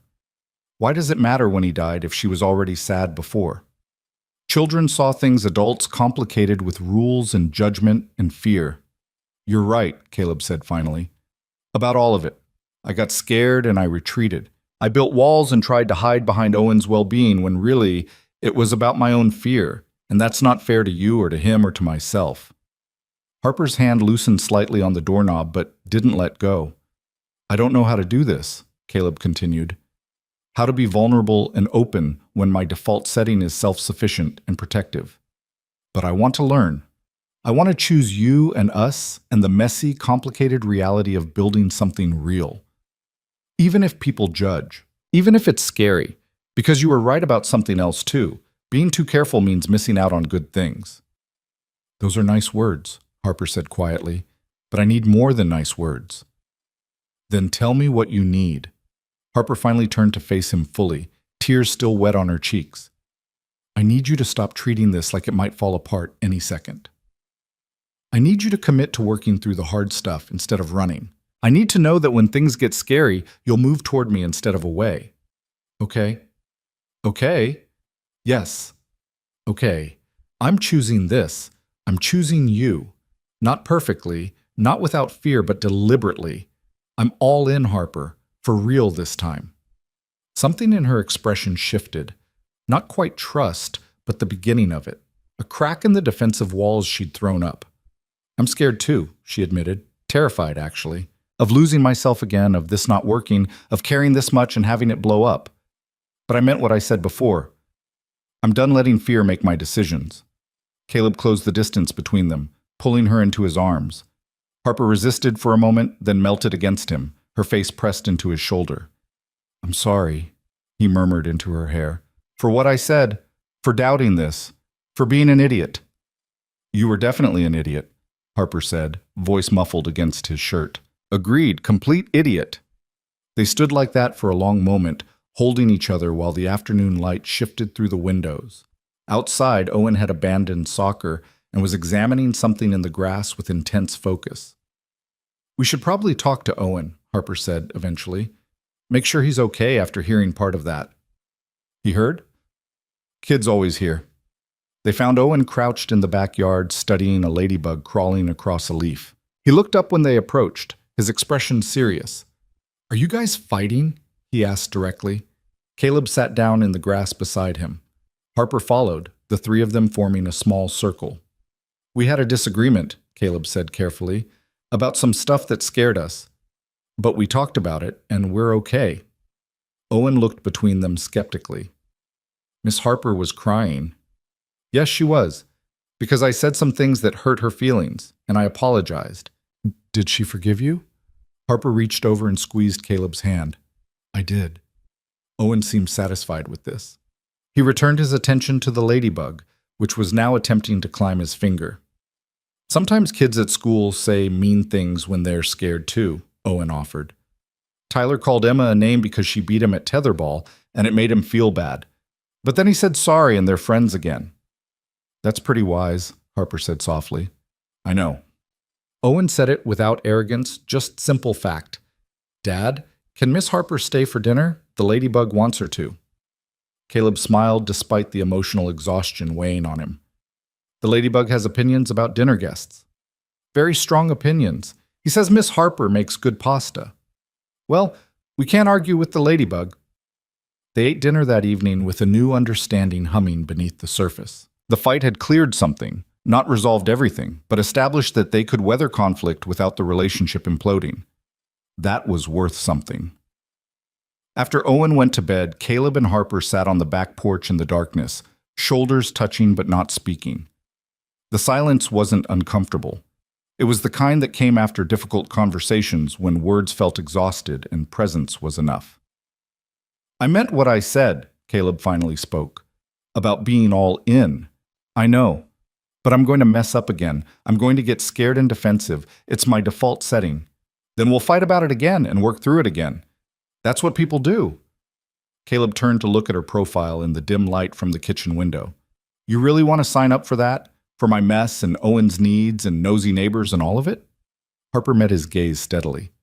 "I really do. Because the alternative, going back to that silent house and that half-life, is so much worse than dealing with your occasional emotional constipation." "Emotional constipation?" "You heard me," Caleb laughed, surprised by the sound after the day's heaviness. Harper smiled, then leaned her head on his shoulder. "We're going to be okay," she said quietly. "It won't be perfect or easy, but we'll be okay." Caleb wanted to believe that with the same simple certainty Owen had about ladybugs and dinner guests. Maybe faith required practice, like a muscle that strengthened with use. "Yeah," he agreed. "We will be." The following weeks brought a different kind of settling. Not the honeymoon ease of early days, but something more durable. They fought again, smaller disagreements about scheduling and boundaries and whose turn it was to clean up after dinner. But they fought differently now, with the understanding that conflict didn't equal catastrophe. Harper started taking on more freelance graphic design work, building a portfolio that was distinctly hers. She talked about maybe starting her own small business eventually, creating wedding invitations and custom illustrations. The excitement in her voice when she described her ideas was something Caleb had never heard before. Pure, uncomplicated joy in creating. Owen turned 8 with a birthday party that Harper helped plan and execute. They transformed Caleb's backyard into a superhero training academy, complete with obstacle courses and cape-making stations. Watching Harper orchestrate games while Caleb manned the grill, seeing them work together as a team, felt significant. Like a preview of a future Caleb was finally allowing himself to imagine. But the ghost of David Brennan's words lingered. Caleb noticed looks at Owen's soccer games, other parents whispering, eyes tracking when Harper showed up and sat beside him. He saw the school secretary's raised eyebrows when Harper picked Owen up one afternoon because Caleb had a client meeting. The judgment was subtle but present, a low hum of disapproval from people who thought they understood situations they'd never lived. One evening, Caleb's father called from Phoenix. They talked monthly, maintaining the kind of relationship that was cordial but not close. His father had remarried twice, currently on wife number 3, and offered parenting advice with the confidence of someone who'd been largely absent for the actual work. "How's my grandson?" his father asked after the usual pleasantries. "Good. Great, actually. He's doing really well in school." "And you're still flying solo? No prospects on the horizon?" Caleb hesitated. "Actually, I'm seeing someone." "Oh yeah? Good for you. About time. What's she like?" "She's a neighbor. We've gotten close over the past few months."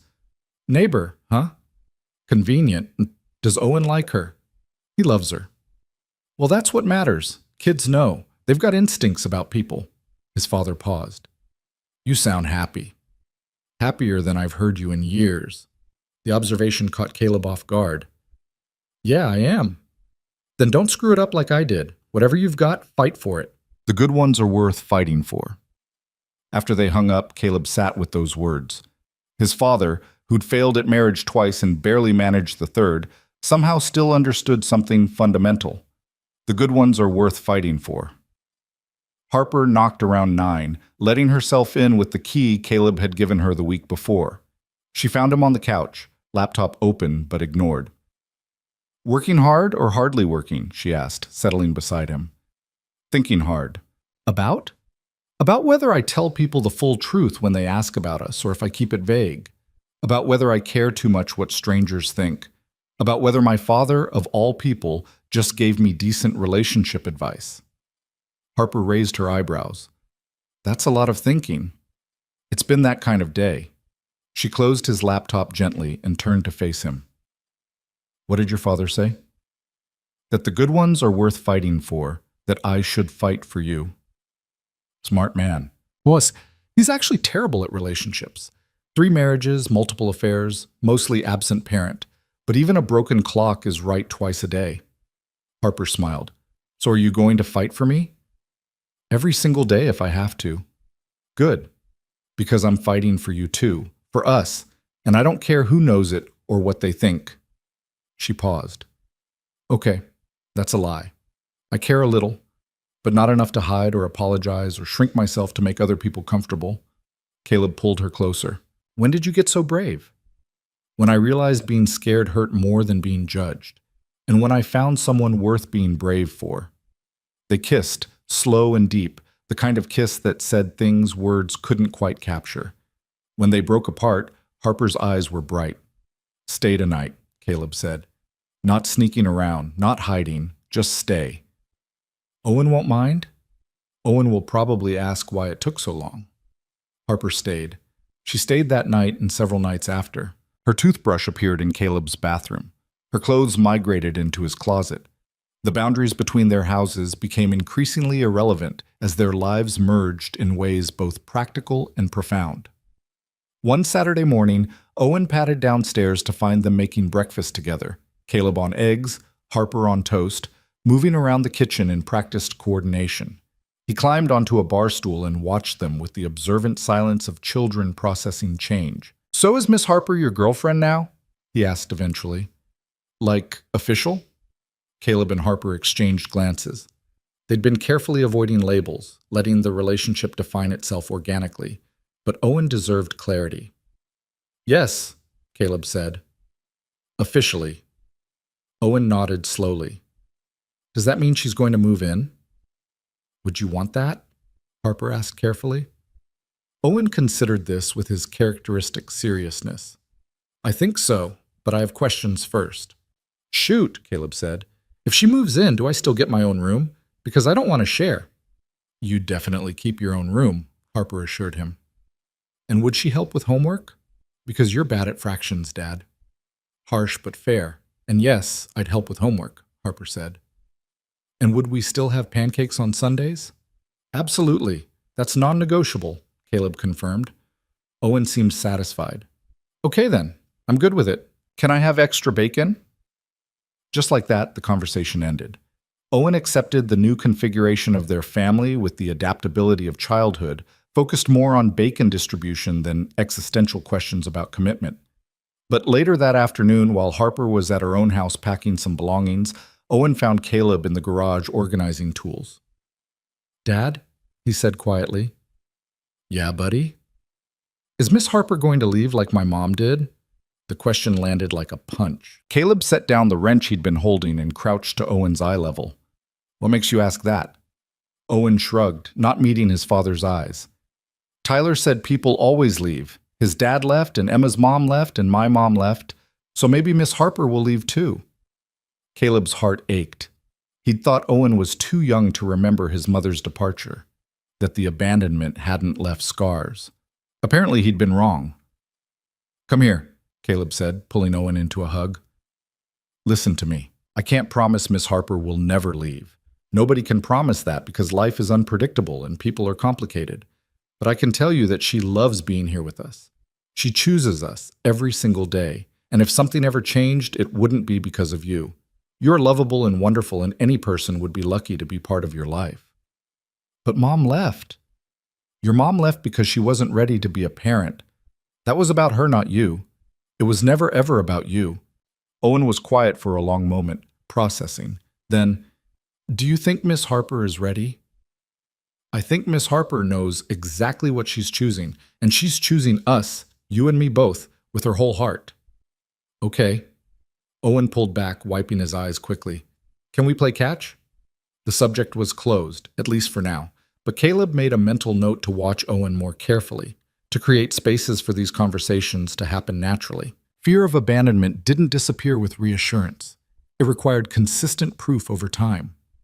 That evening, after Owen was asleep, Caleb told Harper about the conversation. They sat in his bedroom, their bedroom increasingly, with the door cracked to hear if Owen called out. He's scared I'll leave, Harper said softly. He's scared everyone will leave. His mom did. In his experience, that's what mothers do. I'm not his mother. No, but you're becoming something else, something equally important. Harper was quiet, her expression troubled. What if I mess this up, Caleb? What if I hurt him? You will mess up. We both will. That's parenting, controlled chaos, and constant guilt. But messing up isn't the same as abandoning. As long as we keep showing up, keep trying, keep loving him through the mistakes, he'll be okay. You make it sound simple. It's not simple, but it's doable. And you don't have to do it alone. Harper leaned against him, and they sat in comfortable silence while the house settled around them. Caleb thought about all the ways his life had changed since that first knock on his door. How Harper had arrived broken and grieving, how he'd been locked in patterns of protective isolation, how Owen had been content but incomplete. Now Harper laughed freely, created boldly, lived fully. Caleb felt his carefully constructed walls crumbling into bridges. And Owen had someone else in his corner, another adult who showed up consistently and loved him without agenda. They were building something, messy and imperfect and real. And for the first time in years, Caleb wasn't afraid of what came next. The shift happened gradually, like seasons changing, so subtle you didn't notice until suddenly everything looked different. Harper started spending more nights at Caleb's house than her own. Her mail got forwarded, her coffee maker migrated to his counter. The teal bedroom she'd painted with such determination sat mostly empty while she slept beside Caleb, her breathing steady in the darkness, her presence both thrilling and terrifyingly normal. By summer, Owen stopped calling her Miss Harper. It happened naturally, unconsciously. One day he asked, "Can Harper take me to Jason's house?" And neither adult corrected him. The formality had simply dissolved, replaced by the easy familiarity of family. But family, Caleb was learning, came with complications he hadn't anticipated. The first real test arrived in the form of Marcus's brother, Daniel. Caleb was working in his home office when Harper's phone rang. He heard her answer in the kitchen, heard her voice shift from casual to carefully controlled. "Daniel, hi. I wasn't expecting to hear from you." Caleb couldn't make out the response, but he heard the tension in Harper's silence that followed. "That's not really any of your business," she said finally. "My life is my own." More inaudible words from the phone. Harper's knuckles went white around the device. "You're calling to what? Police my grief? Judge my choices? Marcus has been gone 5 months, Daniel. 5 months of me trying to figure out who I am without him. And now I'm finally—" She stopped abruptly. When she spoke again, her voice was ice. "No, you don't get to do this. You barely spoke to me when Marcus was alive. You treated me like furniture at family gatherings. So you certainly don't get to call now and lecture me about moving on too fast or disrespecting his memory or whatever self-righteous thing you're building up to." Caleb abandoned his work and moved to the kitchen doorway. Harper stood with her back to him, shoulders rigid. "If Marcus had a problem with how I lived my life, he had 8 years to say something," Harper continued. "He didn't, because we both knew our marriage was a performance. You want to preserve some fantasy version of him, the dedicated husband, the family man? Go ahead. But don't expect me to keep performing that lie now that he's gone." Her voice cracked slightly on the last word. Daniel said something that made Harper's jaw clench. "Actually, Daniel, I'm done with this conversation. Don't call again." She ended the call and stood motionless, phone clutched in her hand. Caleb approached carefully. "You okay?" Harper turned and he saw tears streaming down her face. "Marcus's family found out about us. Daniel called to tell me I'm a disgrace, that I'm dishonoring Marcus's memory by shacking up with the neighbor before his grave marker is even installed." "Harper, he said I'm exactly what he always suspected, a gold digger who married Marcus for money and security, and now that he's dead, I've moved on to the next available man without even pretending to mourn." Her voice shook with fury and hurt. 8 years. I spent 8 years trying to be the daughter-in-law they wanted. Smiling at holidays, attending company events, making small talk about nothing. And the second I stopped performing, I'm a disgrace. Caleb pulled her into his arms. She resisted briefly, then collapsed against him, sobbing with the kind of raw pain that had been building for months. "They don't know you," Caleb said quietly. "They don't know what your marriage was really like. Their opinion doesn't define you. But it affects me. It affects us."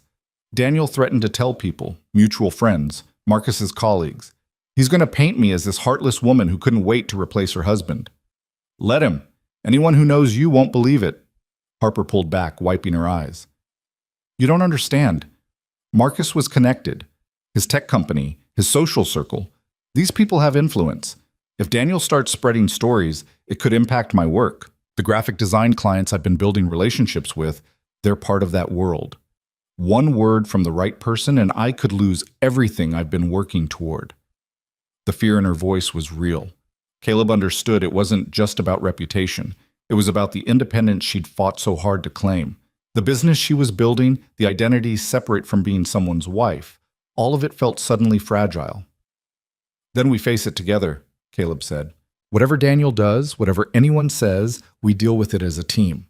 I don't want you caught in the crossfire. You and Owen, you don't deserve to be dragged into my mess. This isn't your mess. This is just life. Complicated, messy, real life. And we're in it together, remember? Harper searched his face, looking for doubt or hesitation. Caleb held her gaze steadily. I'm not running, he said. Not from this, not from you. Daniel can say whatever he wants. It doesn't change what we know is true. Harper nodded slowly, some of the panic leaving her eyes. Okay. Together. But the call left a shadow that lingered through the following days. Harper grew quieter, more withdrawn. She spent long hours on her laptop, obsessively checking social media for signs that Daniel had made good on his threats.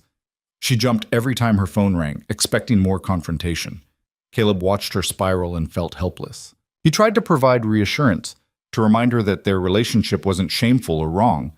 But Harper's confidence, so hard-won over the past months, seemed to be crumbling under the weight of external judgment. The breaking point came on a Thursday evening. Caleb was helping Owen with a science project, constructing a model solar system with styrofoam balls and wire, when Harper emerged from the bedroom where she'd been working. Her face was ashen. I need to talk to you, she said quietly. Something in her tone made Caleb's stomach drop. He sent Owen to the living room with instructions to start painting planets, then followed Harper to the kitchen. What happened? Harper pulled up something on her phone and handed it to him. A Facebook post from someone named Jennifer Caldwell, apparently one of Marcus's colleagues. The post was a photograph from what looked like a company memorial event, Marcus's framed portrait surrounded by flowers. The caption read, "Still can't believe he's gone. Marcus Vale was one of the best. Brilliant, dedicated, a true friend. Makes it even harder knowing how quickly some people move on. Rest in peace, Marcus. You deserved better." The comments below were a mix of condolences and thinly veiled references to Harper. Someone had written, "Some people have no shame." Another commented, "Guess we know what the marriage really meant to her." Caleb felt anger flash hot in his chest. This is bullshit. There are 3 more posts like this from different people. All Marcus's coworkers, all posted within the last 2 hours. Daniel's been talking. So block them. Delete your social media. Who cares what these people think? I care, Harper said, voice tight, because 2 of my potential clients just canceled their contracts. No explanation, just suddenly they're going in a different direction. And I know why. This is Marcus's world poisoning the well. Caleb set down the phone. Then we fight back. We tell the truth. We explain. Explain what, Caleb? That I was lonely in my marriage, so I started a relationship with my neighbor months after my husband died? That's not going to make me look better. It's going to confirm everything they already think. It's the truth. The truth doesn't matter when you're fighting perception. Harper sank into a chair, looking defeated. Maybe they're right. Maybe I did move too fast. Maybe I'm exactly what they think I am. A woman who couldn't even wait a year before replacing her husband. Stop that. Caleb's voice came out sharper than intended. You didn't replace anyone. You survived. You healed. You chose to be happy instead of performing grief for people who never understood your reality. That's not shameful. That's brave. It doesn't feel brave. It feels selfish. Like I prioritized my happiness over respecting Marcus's memory. Marcus is dead, Harper. I'm sorry if that sounds harsh, but he's gone. And you're alive. You get to build a life that makes you happy. You don't owe him or anyone else extended suffering to prove your grief was real. Harper looked up at him with red-rimmed eyes. What if this doesn't stop? What if Daniel keeps pushing, keeps poisoning my reputation until I can't get work? What if this impacts you and Owen? What if people at Owen's school start talking, start treating him differently because his dad is dating the scandalous widow? Then we deal with it, together. I don't know if I can ask that of you, to weather this storm for me. Caleb knelt in front of her chair, taking her hands. You're not asking. I'm offering. Actually, I'm insisting. Harper, I love you. The words came out without planning, without the dramatic setup he'd sometimes imagined. They were just true, sitting there between them like a fact that had always existed. Harper's breath caught. What? I love you, Caleb repeated. I'm in love with you. Not because you're convenient or available or filling some void, because you're brilliant and funny and brave as hell even when you don't feel like it. Because you taught my son the correct pronunciation of nuclear, and you paint walls teal, and you show up every single day. Because you make me want to be braver too. Tears spilled down Harper's cheeks.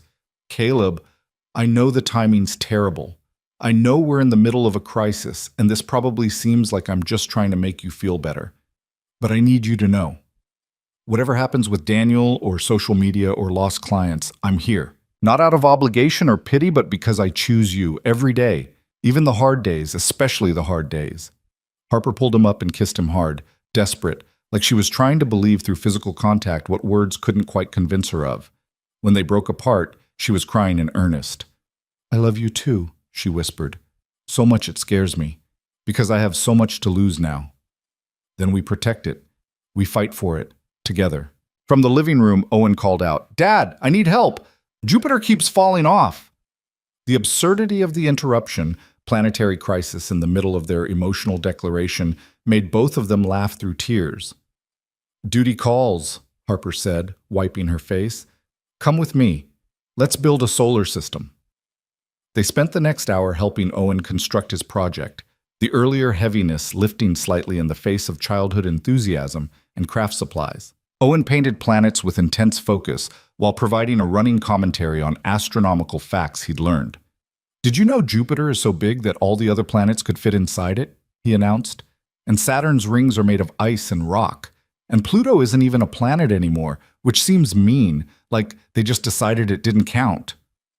Life's unfair sometimes, Harper said softly, meeting Caleb's eyes over Owen's head. Yeah, Owen agreed, completely missing the subtext. Poor Pluto. After Owen went to bed, Caleb and Harper sat on the back porch in the warm summer darkness. Fireflies blinked in the yard like tiny stars. I need to do something, Harper said finally. About Daniel, about the posts. I can't just hide and hope it blows over. What are you thinking? I'm thinking I write my own post. Tell my story in my own words, not as a defense or an apology, but as a simple statement of truth. Caleb considered this. That's risky. It opens you up to more judgment, more scrutiny. I know, but staying silent feels like accepting their version of events, and I'm done letting other people write my narrative. Okay? Then let's write it. They spent the next 2 hours crafting Harper's response. She wrote and rewrote, trying to find the balance between honesty and privacy, between defending herself and not needing to defend herself at all. The final version was simple. To those who've been discussing my life lately, I understand grief looks different for everyone, and I respect that. My relationship with Marcus was complicated, loving in some ways, lonely in others. His death was tragic, and I mourned the person he was and the potential we never reached. But I also refuse to apologize for choosing to live fully in the wake of loss. I'm rebuilding my life with intention and honesty, surrounded by people who see me and support me. If that offends you, I understand, but I won't shrink or hide to make others comfortable. Life is too short and too precious. Marcus's death taught me that, if nothing else. She hovered over the post button for a long moment. Once I do this, there's no taking it back, she said. Then make sure it's what you really want. Not what you think you should do, but what feels true to you. Harper read the words one more time, then clicked post. The response was immediate and divided. Some people praised her honesty. Others doubled down on judgment. Marcus's colleague Jennifer responded with a passive-aggressive comment about rewriting history. But there were also supportive voices, people Harper barely knew who shared their own stories of complicated grief and judgment. Over the next few days, the storm continued, but Harper seemed steadier somehow, like speaking her truth had given her solid ground to stand on. She stopped obsessively checking social media. She focused on the clients who remained, on building new relationships outside Marcus's circle. And slowly, the noise began to fade.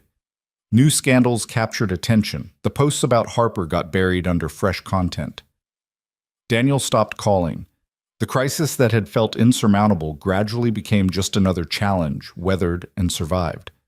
One evening, 3 weeks after the Facebook post, Harper arrived at dinner with news.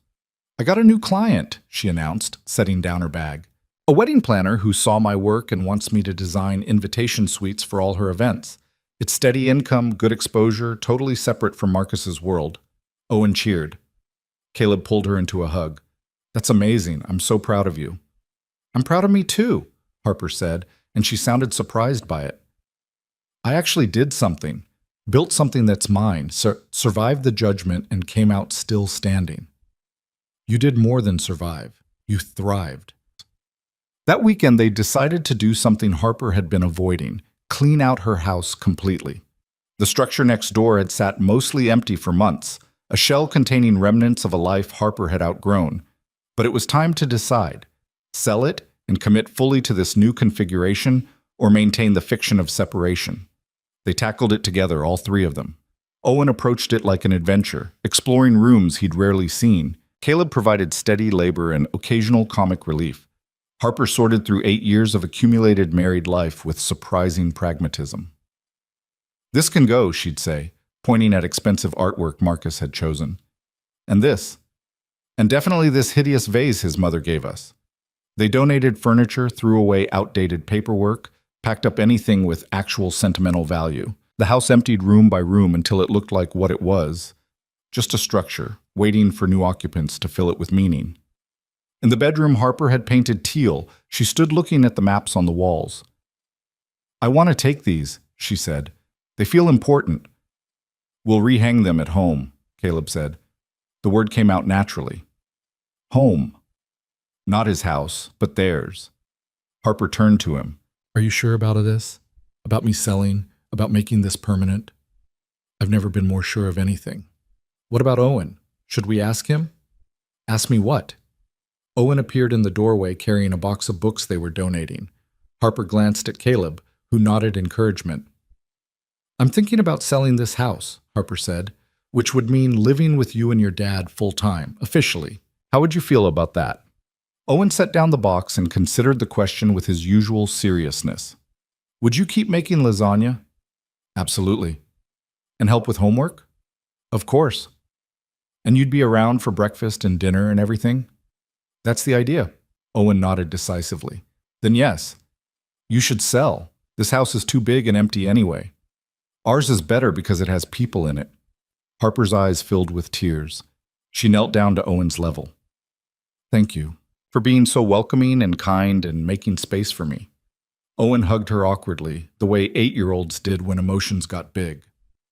"You're welcome. Can we get pizza for lunch?" Later that afternoon, exhausted and covered in dust, they sat in Harper's empty living room eating pizza directly from the box.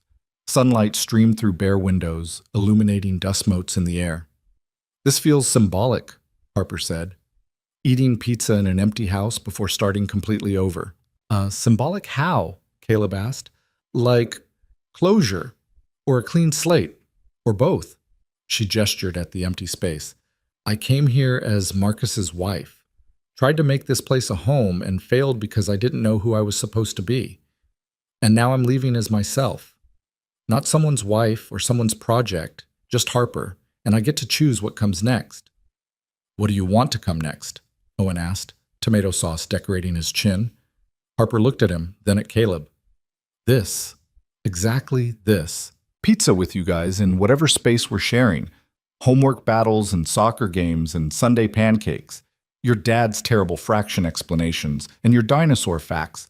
Coming home, really home, to people who see me and choose me anyway." "We see you," Owen said simply. "And you're pretty cool, for a grown-up." "High praise," Harper said, smiling through fresh tears. That night, after Owen was asleep and they'd moved the last boxes, Caleb and Harper stood in their bedroom. Harper's clothes now had their own section of the closet. Her books were shelved beside his. The maps from her teal bedroom were propped against the wall, waiting to be hung. "Last chance to run," Caleb joked. "Once those maps go up, you're officially stuck with us." Harper moved into his arms. "I'm not running. I'm exactly where I want to be." Even with nosy neighbors and judgmental in-laws and all the complications? Especially with those, because they mean this is real. We're not hiding or pretending or keeping things casual. We're building an actual life together, messy and public and permanent. Caleb kissed her forehead. "I love you." "I love you too. So much it still scares me sometimes." "Good. Fear means we care, means we're protecting something valuable." They stood like that for a long time, holding each other in the quiet house. Through the window, Caleb could see Harper's empty house next door, dark windows, for sale sign freshly planted in the yard. Tomorrow they'd call the realtor, start the process of officially severing Harper from that chapter of her life. But tonight, she was here. They were building something new from the broken pieces of what came before. Not perfect, not unmarred, but real and chosen, and theirs. Owen called out in his sleep, some fragment of a dream. Caleb started to pull away to check on him, but Harper went instead. "I've got him," she said. "We're a team now, remember?"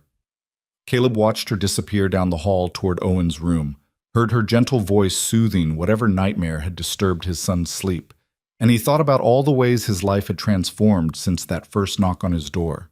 He'd been so careful for so long, protecting Owen and himself from vulnerability and risk. And then Harper had arrived, grieving and lost and needing connection. And somehow in helping her heal, Caleb had healed parts of himself he hadn't known were broken. They'd fought through judgment and fear and their own insecurities. They'd survived external pressure and internal doubt, and they'd emerged stronger, more certain, more themselves. Harper returned, smiling softly. "He's fine. Dreaming about dinosaurs again." "Of course he is." They climbed into bed, fitting together in the way of people who'd learned each other's shapes. Caleb thought about tomorrow, realtor calls and paperwork, the practical business of merging lives. But mostly, he thought about all the tomorrows after that. Breakfast routines and homework struggles and weekend adventures. Growing old with this woman beside him, raising Owen together, building something that honored both the past and the future. "Thank you," Harper whispered into the darkness. "For what?" "For answering the door that night, for letting me in, for choosing me even when it was complicated. Thank you for knocking, for being brave enough to ask for help, for staying." Harper's breathing gradually evened out into sleep. Caleb lay awake a while longer, listening to the house settle around them. His son sleeping peacefully down the hall. The woman he loved safe beside him. A future spreading out like an unmapped territory, full of possibility and promise. The fear was still there. He suspected it always would be. Fear of loss, of failure, of somehow destroying this fragile, precious thing they'd built. But it was balanced now by something stronger. Hope. Love. The quiet certainty that whatever came next, they'd face it together. And that was enough. The house next door sold in 3 weeks to a young couple expecting their first child. Harper signed the papers on a bright October morning, her hands steady as she transferred ownership of the last physical remnant of her marriage to Marcus. Caleb went with her to the title company, sitting quietly in the waiting room while she finalized everything. When she emerged, paper signed and check deposited, she looked lighter somehow. "How do you feel?" Caleb asked as they walked to the car. Harper considered this question carefully. Free, sad, relieved, guilty for feeling relieved, all of it at once.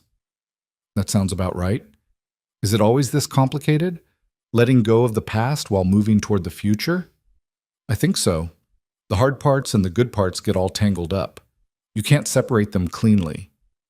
Harper stopped walking and turned to face him in the parking lot. I want to do something. Something that marks this moment as intentional, not just something that happened to me. What are you thinking? I don't know yet, but something that says, this is who I am now, instead of, this is who I used to be. They drove home in thoughtful silence. Owen was at school, giving them rare daytime hours alone together. Harper disappeared into the bedroom while Caleb made coffee, emerging 20 minutes later with her laptop and a determined expression. "I want to start my business officially," she announced. "Not just freelancing under my name, but an actual LLC, Harper Vale Design. Business cards, website, the whole thing." Caleb smiled. "That's perfect. What do you need?" "A business plan, a logo, courage." She laughed nervously. "Maybe mostly courage." "You've got plenty of that. The rest we can figure out." They spent the afternoon building the framework of Harper's business. Caleb helped with the technical aspects: domain registration, website structure, social media setup. Harper focused on her portfolio, curating her best work and writing artist statements that felt authentic rather than performative.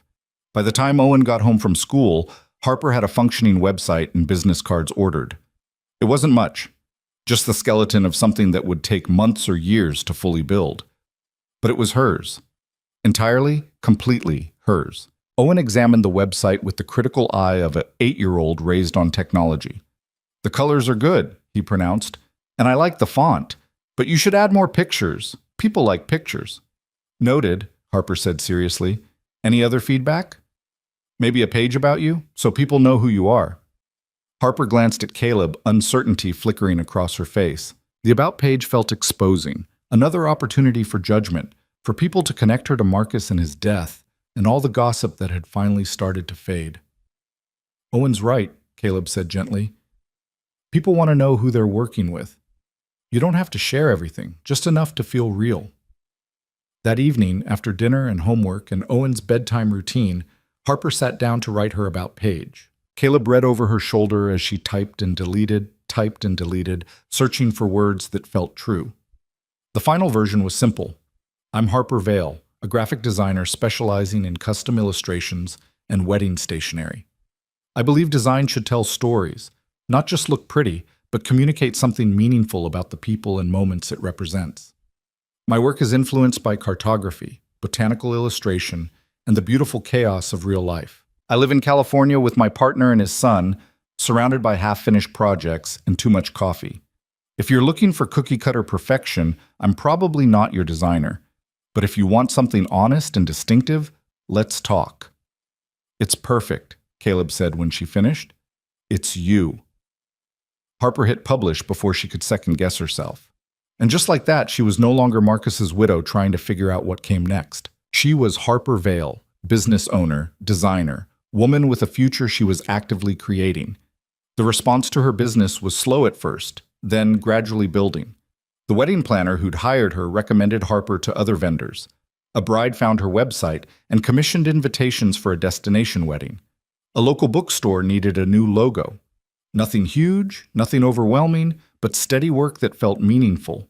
And through it all, life settled into new rhythms. Harper's clothes now lived entirely in Caleb's closet. Her coffee maker had permanent residence on the counter. The maps from her teal bedroom hung in the hallway, marking places they wanted to visit someday. She attended Owen's parent-teacher conferences alongside Caleb, helped with science projects, showed up for soccer games. To the outside world, they probably looked like any blended family. A little unconventional in their formation maybe, but ultimately unremarkable. And that ordinariness felt like victory. They'd survived the judgment and gossip and emerged as just people building a life. But there was still one conversation they hadn't had, one question that sat unspoken between them, waiting for the right moment. That moment arrived on a snowy December evening, nearly a year after Harper had first knocked on Caleb's door. They'd spent the day Christmas shopping with Owen, navigating crowded stores and negotiating which toys were realistic requests versus fantasy. Owen had campaigned hard for a puppy, presenting a detailed PowerPoint presentation he'd created at school about responsibility and companionship. Caleb and Harper had promised to consider it, which Owen correctly interpreted as probably not this year. After Owen went to bed, exhausted from excitement and sugar, Caleb and Harper collapsed on the couch with wine and the comfortable silence of people who didn't need to fill every moment with conversation.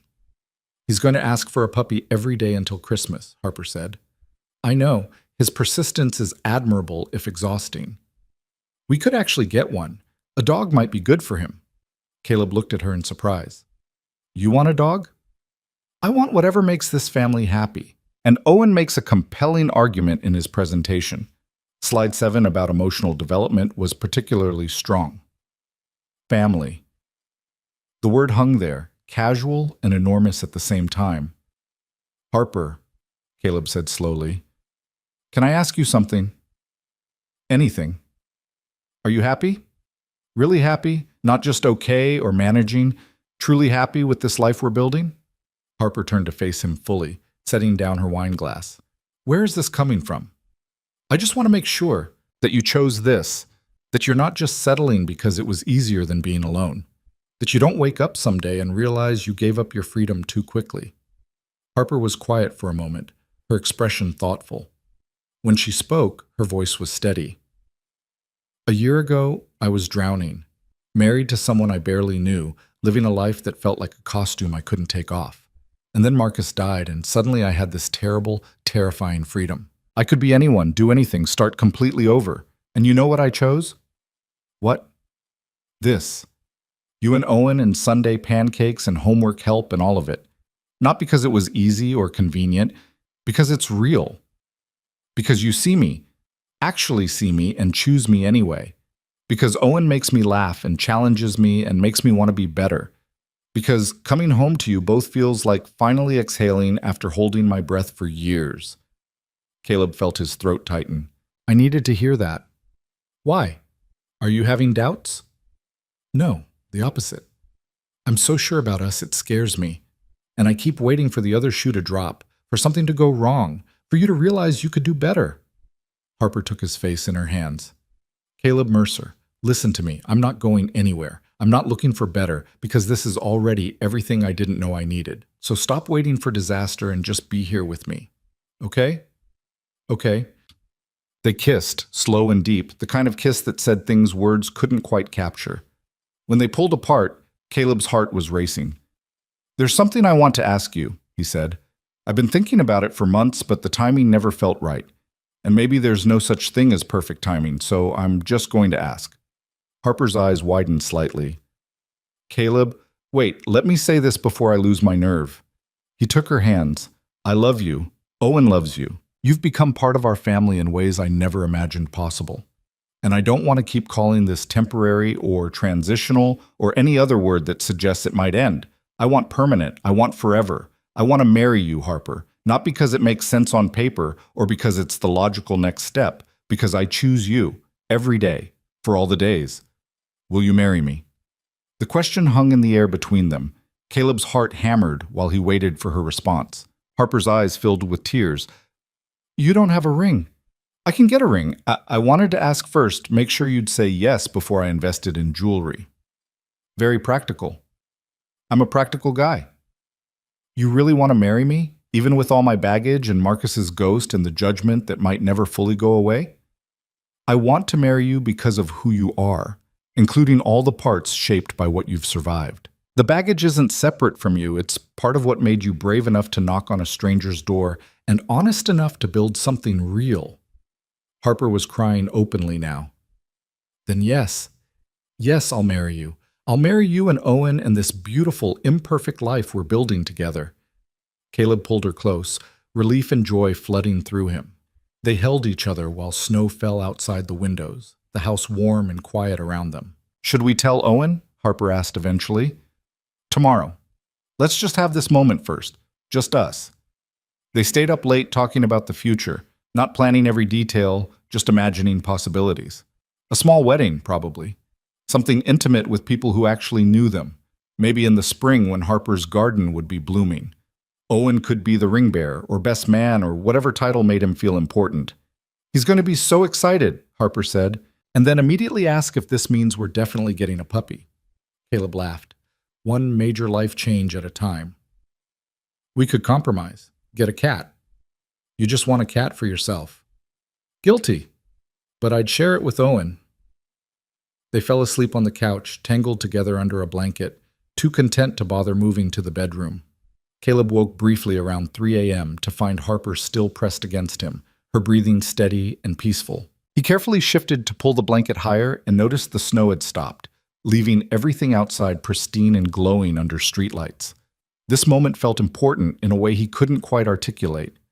Not because of the proposal, though that mattered, but because of the simple piece of it, the lack of fear or second guessing, the quiet certainty that this was exactly where he was supposed to be.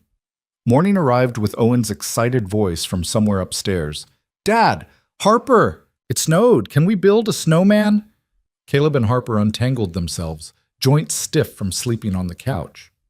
They found Owen already dressed in snow pants and boots, practically vibrating with anticipation.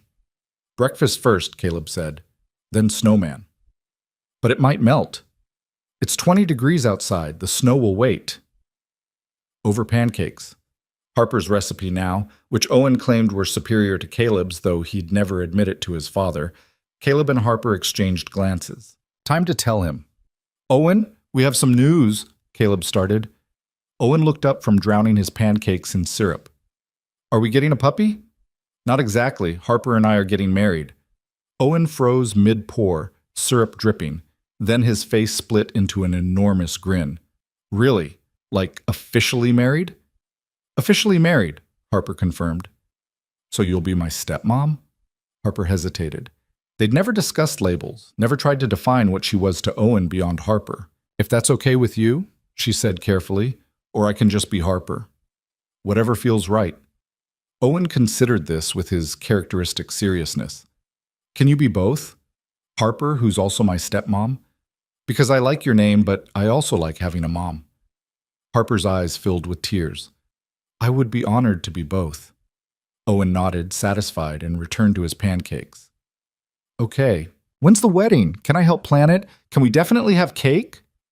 "Yes to all of the above," Caleb said, amused by how quickly Owen had processed the news and moved to logistics. "And we should definitely get a puppy to celebrate, like a wedding present to ourselves." "Nice try, buddy." They spent the morning building a snowman in the front yard, all three of them working together to roll massive snowballs and stack them into something that vaguely resembled human form. Neighbors passed by, waving and calling greetings. Mrs. Chen from next door, the one who'd helped Caleb so much when Owen was small, came over with a carrot and coal for the snowman's face. "Heard you're getting married," she said to Harper with a warm smile. "About time. You two are good together." Word traveled fast in small neighborhoods, but the judgment Caleb had feared was mostly absent. People seemed genuinely happy for them, or at least willing to mind their own business. The new couple who'd bought Harper's house came out to admire the snowman. Their baby was due in February, and they asked Harper questions about the neighborhood, about good pediatricians and where to find the best parks.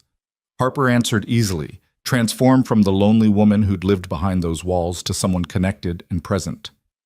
Later, warming up inside with hot chocolate, Owen brought up logistics again. "So when you get married, will Harper's last name change to Mercer?" Harper and Caleb looked at each other. They hadn't discussed this. "I think I'll keep Vale," Harper said slowly. "For my business, for my identity, but I'll be Harper Vale Mercer for official stuff if that's okay. Hyphenated."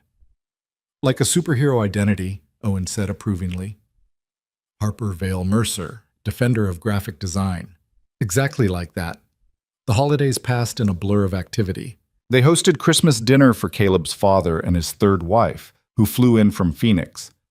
Harper's parents came from Oregon, a visit she'd been nervous about, but which went surprisingly well. Her mother loved Owen immediately and spent hours playing board games with him. Her father pulled Caleb aside to thank him for making Harper happy again. "We worried about her," he admitted, "during the marriage to Marcus. She seemed to fade, like someone had turned down her volume, but she's bright again, herself. That's because of you." "That's all, Harper," Caleb said. "She did the hard work of finding herself again. I just provided a safe space for it to happen." "Then thank you for that, for seeing her and giving her room to bloom." New Year's came with a small party, just their immediate circle. Mrs. Chen, a few of Owen's friends and their parents, Harper's wedding planner client who'd become a genuine friend. They toasted at midnight, Owen allowed to stay up for the occasion, and Caleb felt overwhelming gratitude for the community they'd built. In January, they started wedding planning in earnest. Nothing elaborate. They'd both agreed they wanted intimate and meaningful over impressive. Harper designed their invitations herself, incorporating maps and botanical elements. They chose a date in May, giving them time to plan without rushing. Owen took his role as ring bearer very seriously, practicing walking slowly and solemnly with a pillow until he had it perfected. He also renewed his puppy campaign, arguing that a dog would make excellent wedding photos. Persistence, Harper said to Caleb one evening after Owen's latest presentation. Our child has incredible persistence. Our child. She'd said it casually, but the words settled something in Caleb's chest. Owen was theirs now, truly. Not Caleb's son that Harper helped with, but their shared responsibility and joy. The months flew by in a rush of work and wedding planning and ordinary domestic life. Harper's business grew steadily. Caleb landed his biggest freelance contract yet. Owen excelled in school and started asking philosophical questions about the nature of family and belonging that left both adults scrambling for adequate answers. If you and Harper have kids, will they be my real siblings or half-siblings? Owen asked one night at dinner. Caleb nearly choked on his water. He and Harper hadn't discussed children beyond abstract hypotheticals. We're not planning kids right now, Harper said carefully.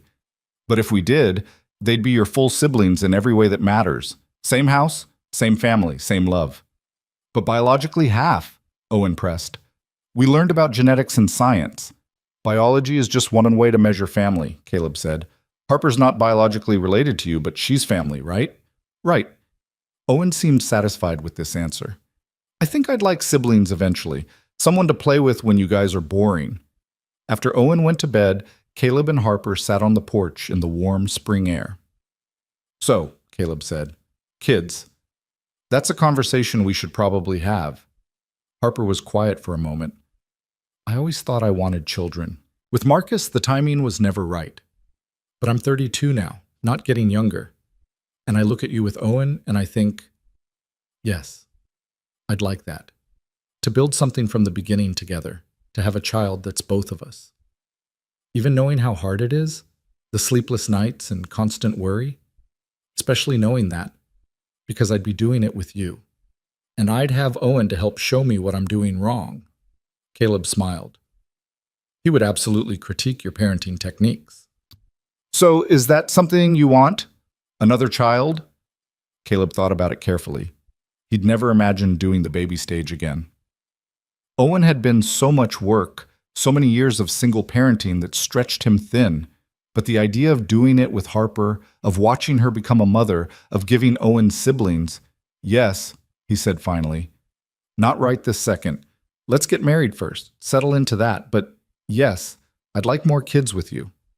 Harper leaned against him. Good. Because I kind of already scheduled a doctor's appointment to talk about timeline and fertility and all that fun stuff. Planning ahead? Always. I'm very organized when I want to be. May arrived with perfect weather, sunny but not hot, flowers blooming everywhere. The day before the wedding, Caleb found Owen in his room looking unusually serious. What's up, buddy? Owen looked up from the book he wasn't reading. Tomorrow everything changes, right? Caleb sat on the bed beside him. Some things change, some things stay the same. What are you worried about?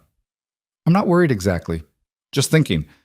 Harper's been living here for a while, but marriage makes it official. Like she can't leave even if she wanted to. Marriage is a choice people make to stay together, but Harper's been choosing us every day already. The wedding just makes it public and legal. But what if she changes her mind? What if she decides being a stepmom is too hard? Caleb pulled Owen close. Buddy, Harper loves you. Not because she has to, not because she's obligated to, but because you're you, funny and smart and kind.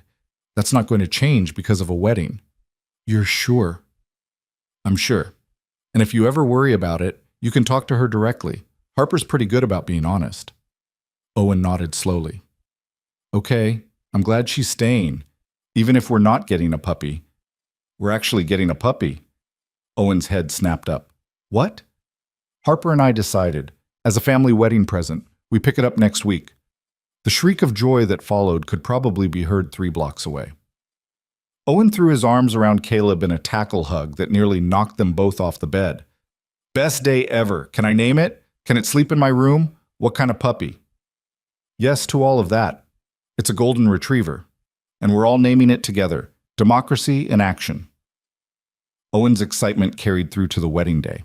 He woke everyone up at 6 a.m., too excited to sleep, and spent the morning practicing his ring bearer walk while providing running commentary on wedding logistics. The ceremony itself was small, just 30 people in the garden of a friend's house. Harper wore a simple cream dress with lace sleeves that she'd found at a vintage shop. Owen wore a tiny suit and carried the rings with unprecedented seriousness. Caleb stood at the altar watching Harper walk toward him and felt his chest expand with so much love he could barely breathe.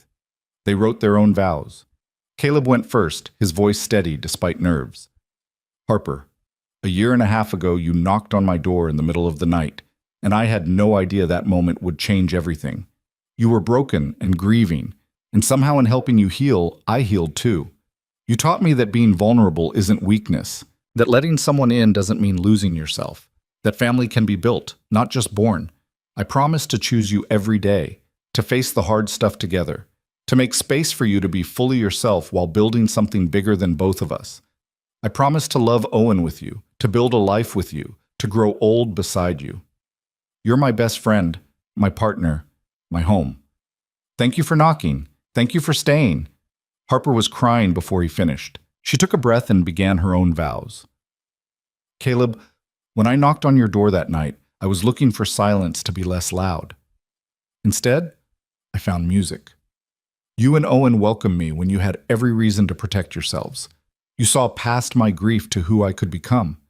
You gave me space to fall apart and patience to put myself back together.